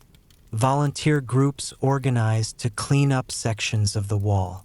Schools taught students about the wall's history and importance. The Badaling section, closest to Beijing and easily accessible, was chosen for major restoration work. Engineers and archaeologists worked to repair damaged sections, rebuild collapsed watchtowers, and create safe pathways for tourists. The goal was to present an impressive, photogenic section of the wall that would showcase China's historical achievements while accommodating large numbers of visitors. When Badaling opened to tourists, it was an immediate success. Chinese citizens, many of whom had never seen the wall, traveled from across the country to visit. The phrase "you are not a true Chinese until you have climbed the Great Wall" became popular, turning a wall visit into a patriotic pilgrimage. International tourism also surged. As China opened to foreign visitors, the Great Wall became a must-see destination, often the primary reason tourists came to China. Hotels were built, tour buses established regular routes, souvenir shops sprang up selling everything from postcards to jade carvings. Other sections of the wall were also restored, each with different character and appeal. Jiangnu, northeast of Beijing, offered well-preserved fortifications with fewer crowds. Jinshanling and Simitai presented partially restored sections where tourists could see the wall in more authentic condition, crumbling but still dramatic. The restoration efforts were controversial among some archaeologists and preservationists. Critics argued that the work was often too aggressive, replacing ancient materials with modern ones, creating a Disneyfied version of history rather than preserving authentic remains. Some sections were essentially rebuilt from scratch, looking impressive but historically dubious. Others defended the restoration as necessary. Without intervention, much of the wall would disappear entirely within decades. Better to have a partially reconstructed wall that people could visit and appreciate than to let the entire structure crumble into nothing. By the 1990s and 2000s, the Great Wall had become one of the most recognized symbols of China worldwide. It appeared in advertising, tourism posters, Olympic opening ceremonies. In 2007, it was designated one of the new 7 wonders of the world in a global poll, cementing its status as an icon of human achievement. The wall today receives tens of millions of visitors annually. On busy days at popular sections, tourists pack the ramparts shoulder to shoulder, taking selfies, buying souvenirs, experiencing brief communion with history before returning to their buses. This commercialization troubles some observers, who feel the wall's authentic historical meaning has been lost in the crowds and commercialism. But others argue that this accessibility is precisely the point. The wall, built by common people through tremendous labor and sacrifice, now belongs to the people again, not as a military barrier but as a shared heritage, a place where anyone can come to touch history and feel connected to the human story. The wall has survived emperors and rebellions, invasions, and neglect. Now it faces a new challenge, managing its own popularity, balancing preservation with access, maintaining historical integrity while accommodating modern tourism. It remains, as it has always been, a work in progress, a human endeavor constantly adapting to new circumstances and new needs. Today, the Great Wall stands at a crossroads between past and future. It is simultaneously an ancient monument and a living symbol, a tourist destination and a source of national pride, a reminder of human achievement and human cost. The wall stretches across China's northern landscape, much of it still wild and remote. While famous sections near Beijing receive millions of visitors each year, vast portions remain isolated, accessible only by hiking through mountains or crossing deserts. These forgotten sections tell their own story of time's passage, of nature reclaiming human works, of the ultimate impermanence of all things. Conservation efforts continue, but they face enormous challenges. The wall is simply too vast to preserve in its entirety. Decisions must be made about which sections to restore, which to stabilize, which to let nature take. Each choice carries implications about how we value history, about what we choose to save and what we allow to fade. Modern technology has revealed secrets the wall kept for centuries. Satellite imagery and aerial surveys have discovered previously unknown sections, extended the wall's documented length, shown how it adapted to different terrains and strategic needs. Archaeologists continue to excavate garrison towns and watchtowers, finding artifacts that illuminate daily life along the frontier. The wall has inspired artists, writers, and filmmakers. It appears in countless works of art, from traditional paintings to avant-garde installations, from historical epics to science fiction stories. Each artist brings their own interpretation, their own understanding of what the wall means.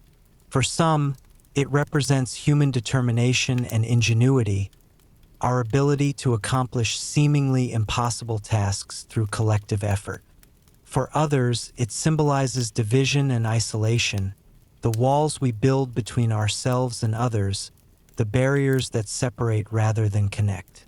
The wall raises profound questions about borders and boundaries, about who belongs and who doesn't, about the price of security and the cost of exclusion. These questions feel as relevant today as they did 2,000 years ago, perhaps more so in our interconnected but still divided world. Chinese people today have complex relationships with the wall. It is a source of pride, yes, but also a reminder of difficult history, of the countless lives sacrificed for imperial projects, of the human cost of grand visions. Some see it as a symbol of Chinese resilience and continuity. Others question what lessons it truly teaches about power, about empire, about the relationship between rulers and ruled. International visitors bring their own perspectives and expectations. They come seeking connection with history, wanting to walk where others walked centuries ago, hoping to feel something of the past's weight and grandeur. Most leave moved by the experience, changed in small ways by their encounter with this monument to human ambition. The wall continues to evolve. Climate change threatens some sections, particularly in areas where permafrost held foundations stable. Erosion accelerates. Tourism itself causes damage, as millions of feet wear down ancient stones. Balancing accessibility with preservation remains an ongoing challenge. Yet the wall endures. It has outlasted the empires that built it, survived the dynasties that maintained it, persisted through centuries of neglect and destruction. Something in its essential nature, perhaps its sheer physical mass, perhaps its symbolic power, perhaps simply the human reluctance to let such achievements disappear, ensures its survival. Future generations will inherit this wall, this monument, this symbol. They will make their own choices about how to preserve it, what it means to them, how it fits into their understanding of history and humanity. The wall will continue to change, as it has always changed, adapting to new circumstances while maintaining its essential character. Standing on the wall today, you can see all of this. You can see the ancient stones beneath your feet, worn smooth by time and touch.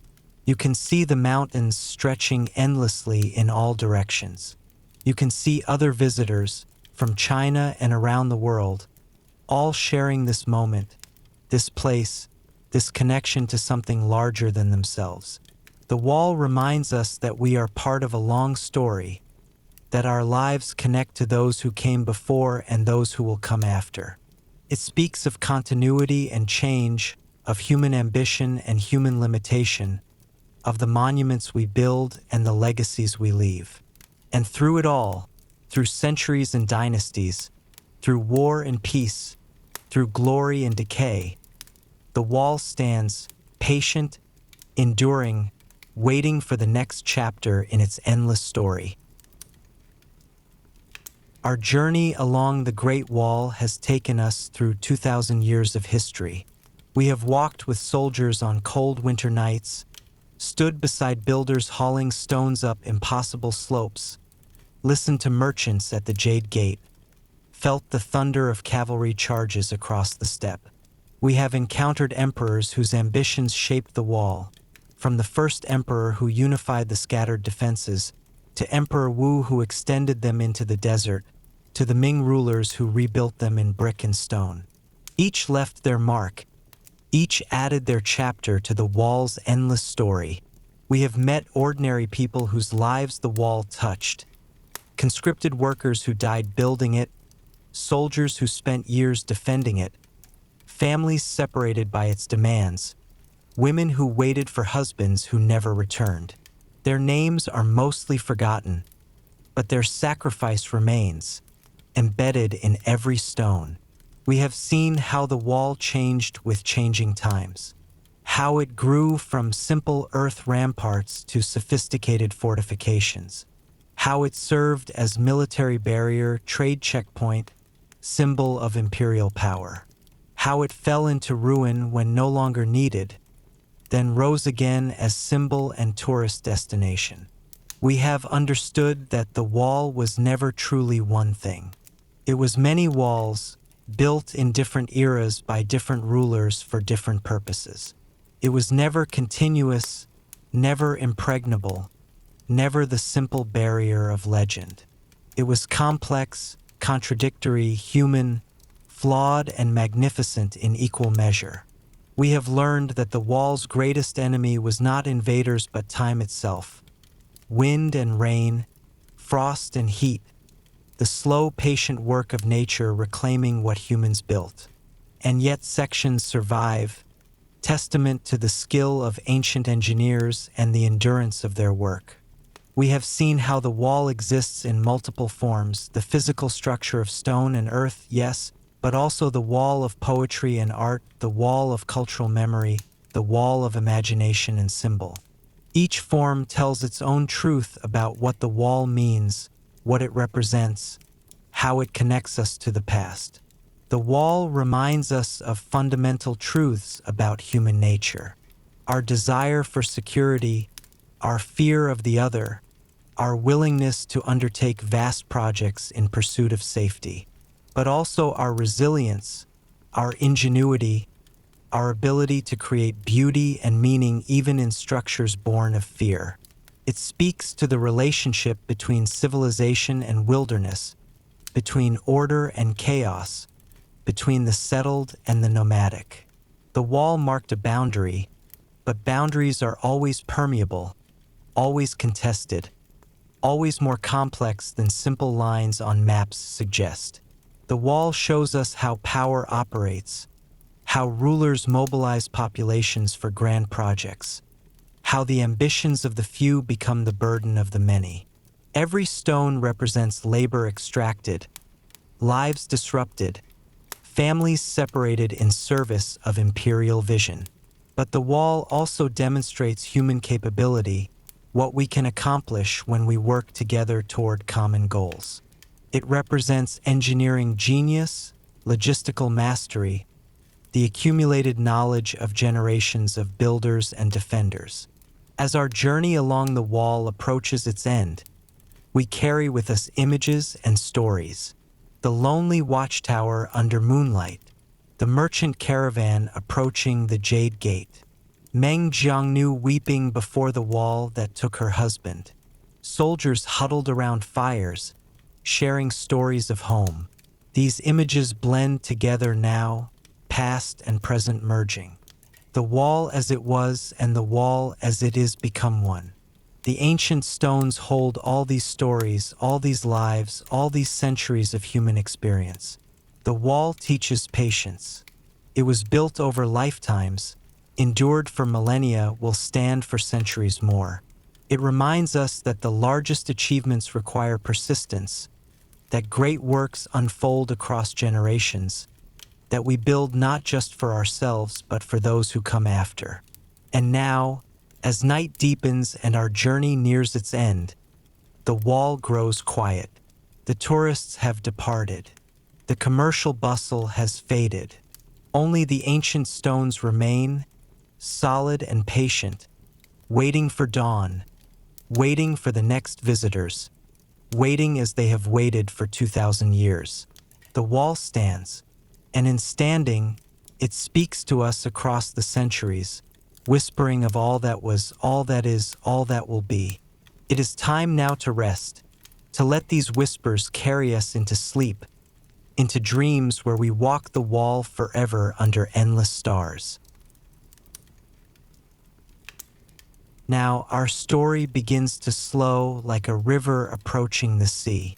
The history we've walked together, the emperors and soldiers, the builders and defenders, the centuries of human endeavor, all of this begins to soften, to blur at the edges, to transform into something quieter. Picture yourself standing on a watchtower at dusk. The sun has set behind distant mountains, leaving the sky painted in shades of purple and deep blue. A few stars are beginning to emerge, pinpricks of light in the darkening vault above. The wall stretches away in both directions, a gray ribbon following the mountain ridges. In the fading light, you can see it climbing distant peaks, disappearing into valleys, emerging again on far horizons. It seems to go on forever, this ancient boundary between worlds. The wind has died down. The air is perfectly still, neither warm nor cold, just comfortable. You can hear your own breathing, slow and steady, in and out, each breath releasing a little more tension, allowing you to settle deeper into the moment. Below the watchtower, the landscape is peaceful. Terraced fields, dark now in the twilight. A few lights appearing in distant villages. Smoke rising straight up from chimneys, carrying the scent of cooking fires, of home, of safety. You realize that you're very tired. The journey has been long. So many centuries, so many lives, so many stories. Your mind is full of images. Ancient builders, marching soldiers, merchants on the Silk Road, beacon fires blazing across the darkness. But now these images are beginning to fade, not disappearing, but transforming into something softer, dreamlike. The sharp edges of history blurring into the gentle textures of sleep. Let your eyes close for a moment.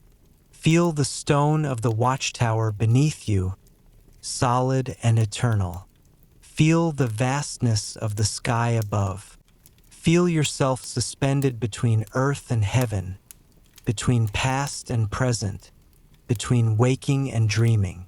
The wall no longer needs defending. The watchtowers need no sentries. The beacon fires need not be lit. All is peaceful now. All is calm. The ancient struggles have ended. Only stillness remains. Your breathing slows further. Your body feels heavy, relaxed, ready to rest. The stories you've heard tonight will stay with you, folding themselves into your dreams, becoming part of your own inner landscape. But for now, there's nothing you need to do. Nothing to watch for, nothing to build, nothing to defend. Just this moment, this breath, this gentle descent into sleep. The stars grow brighter as the sky darkens. You can see the Milky Way now, that ancient river of light, the same stars that Chinese astronomers mapped thousands of years ago, the same stars that soldiers watched from these watchtowers, the same stars that will shine long after we are all forgotten. Everything is exactly as it should be. The wall stands, the world turns, and you, here in this moment, are safe, comfortable, drifting peacefully towards sleep. The moon rises now, full and luminous, casting silver light across the wall. Everything is transformed by its glow. The stones seem to shine from within. The mountains are gentle shadows. The world has become a place of quiet magic. Imagine walking along the wall in this moonlight, your footsteps silent on the ancient stones. Your hand brushes the parapet, and the stone is smooth, worn by wind and rain and the touch of countless hands before yours. You walk slowly, without hurry. There's nowhere you need to be, no destination calling you forward. Just this path, this moment, this peaceful wandering through a sleeping world. The air is cool and fresh. It smells of pine from mountain forests, of earth after rain, of distance and possibility. Each breath fills your lungs completely, then releases, carrying away any remaining tension, any lingering thoughts. Your mind is quiet now. The stories have settled into memory, no longer demanding your attention. They rest inside you like old friends, comfortable and familiar, requiring nothing. The path ahead is clear, silvered by moonlight.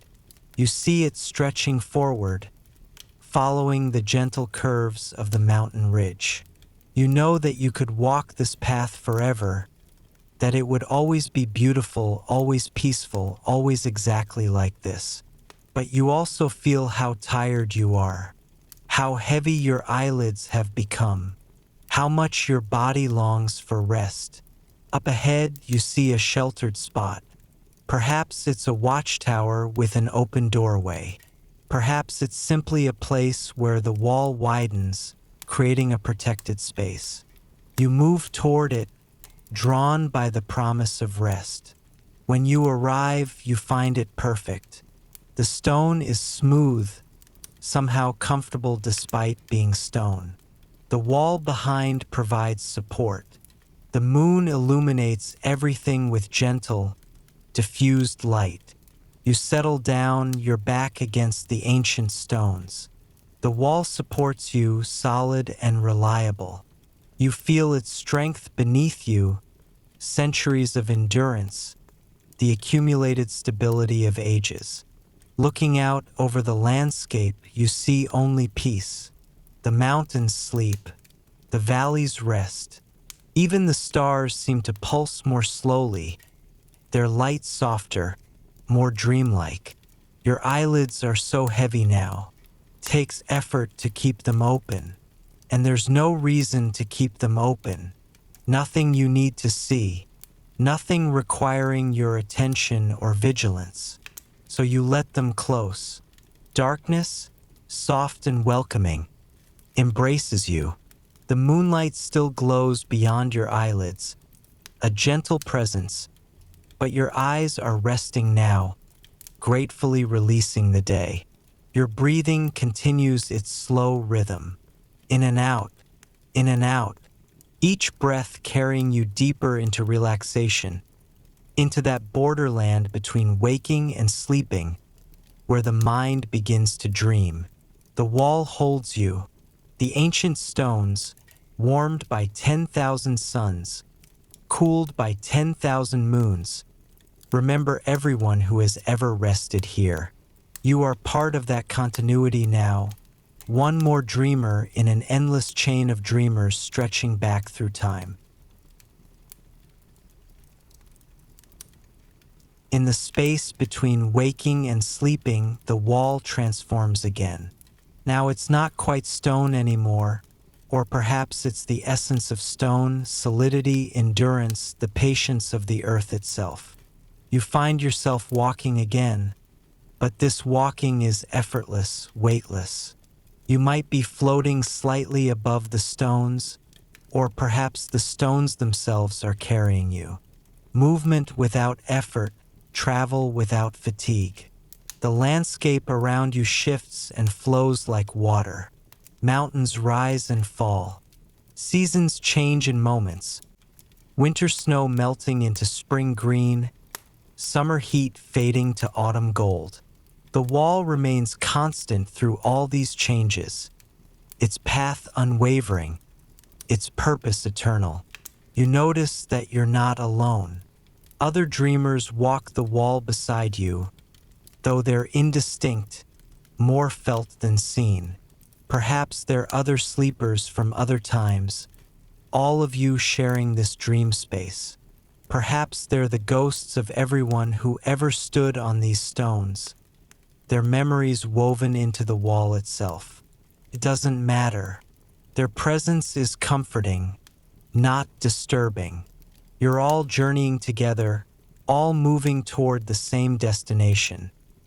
That place of complete rest, of absolute peace, where thought ends and only being remains. The moon has grown larger, closer, almost within reach. Its light is warmer now, less silver and more golden, like sunlight filtered through honey. This light fills you, illuminates you from within, dissolving the last boundaries between yourself and the world. You realize that you're not walking on the wall anymore. You are the wall, ancient, patient, strong. You've stood through centuries. You've witnessed empires rise and fall.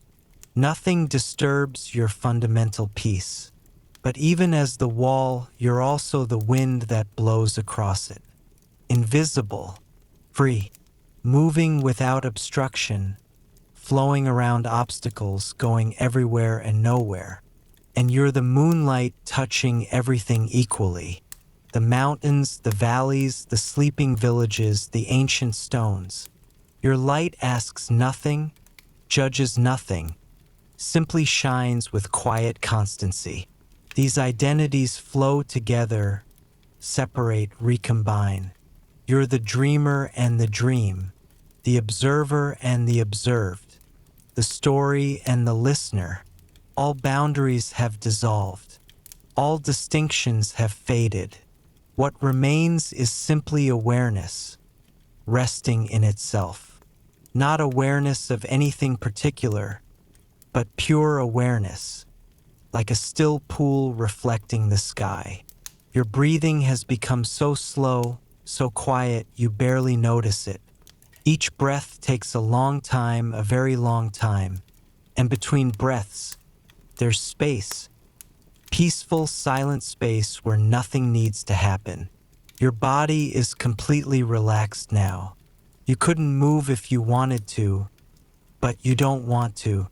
Movement seems like something from another world, another lifetime. Here now, there is only stillness. Thoughts occasionally drift across your mind like clouds across the sky, but you don't follow them. They appear, float past, disappear.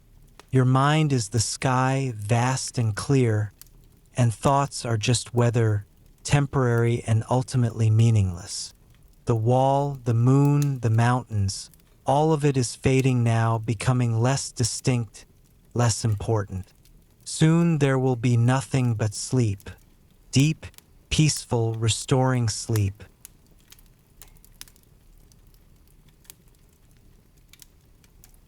You've arrived now at that threshold.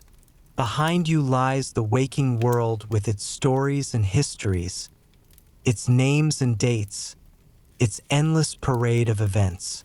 Ahead lies sleep, that country without maps, where time moves differently and logic dissolves.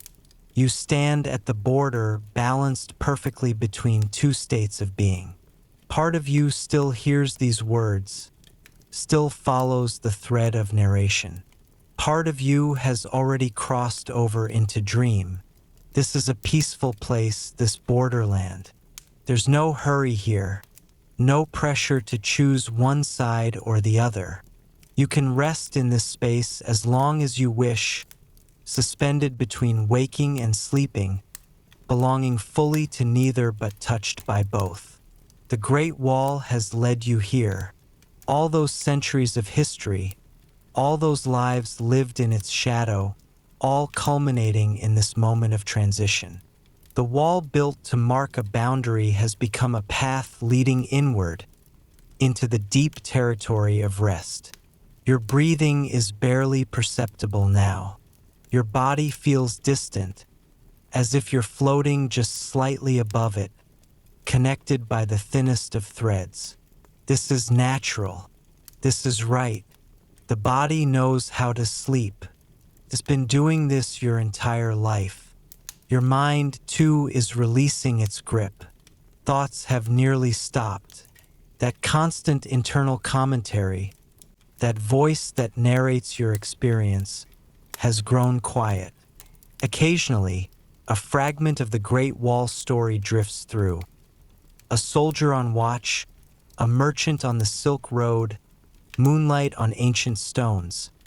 But these are dream fragments now, images without weight or consequence. Time has lost its meaning. You've been lying here for minutes, or hours, or years. It doesn't matter. Time is a concern for the waking world. Here, in this liminal space, duration is irrelevant. You're aware of comfort, the softness beneath you, the perfect temperature of the air, the gentle darkness behind your eyelids. Everything supporting you, cradling you, allowing you to let go completely.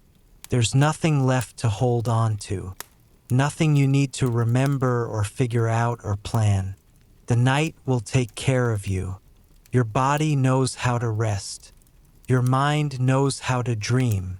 You don't need to do anything, control anything, manage anything. Just let go. The boundary is thinning. That line between waking and sleeping is becoming transparent, permeable. You drift toward it, through it, beyond it. The transition is so gradual, so gentle, you don't notice it happening. One moment you're listening to these words, following their meaning. The next moment, or is it the same moment? The words are just sounds, pleasant sounds, meaningless sounds, fading sounds. The Great Wall was built to separate, but in sleep all walls dissolve, all boundaries fade, all distinctions disappear. There's only awareness resting in itself, only consciousness settling into its source, only the vast, peaceful emptiness from which all things emerge and to which all things return. You're almost there, almost completely across. A few more breaths, a few more heartbeats, a gentle release of the last thread connecting you to waking. And then, sleep, deep, restorative, peaceful sleep. The wall stands, the moon shines, the world continues, and you are finally, completely, blessedly resting.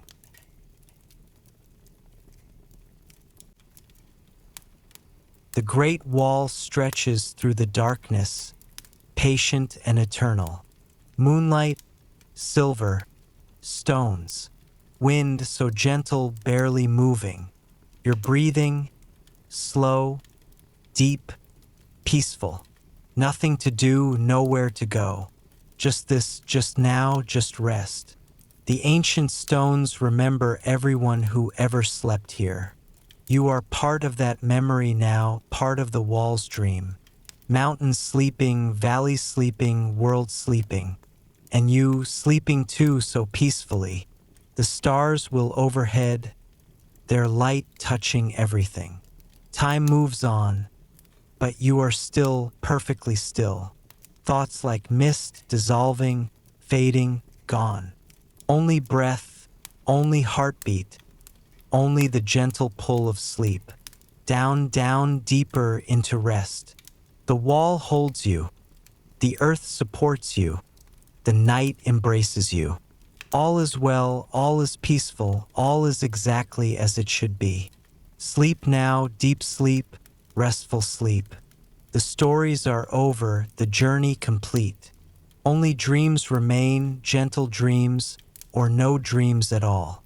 Just the vast, silent peace of deep, deep sleep. Rest well, traveler. Rest well.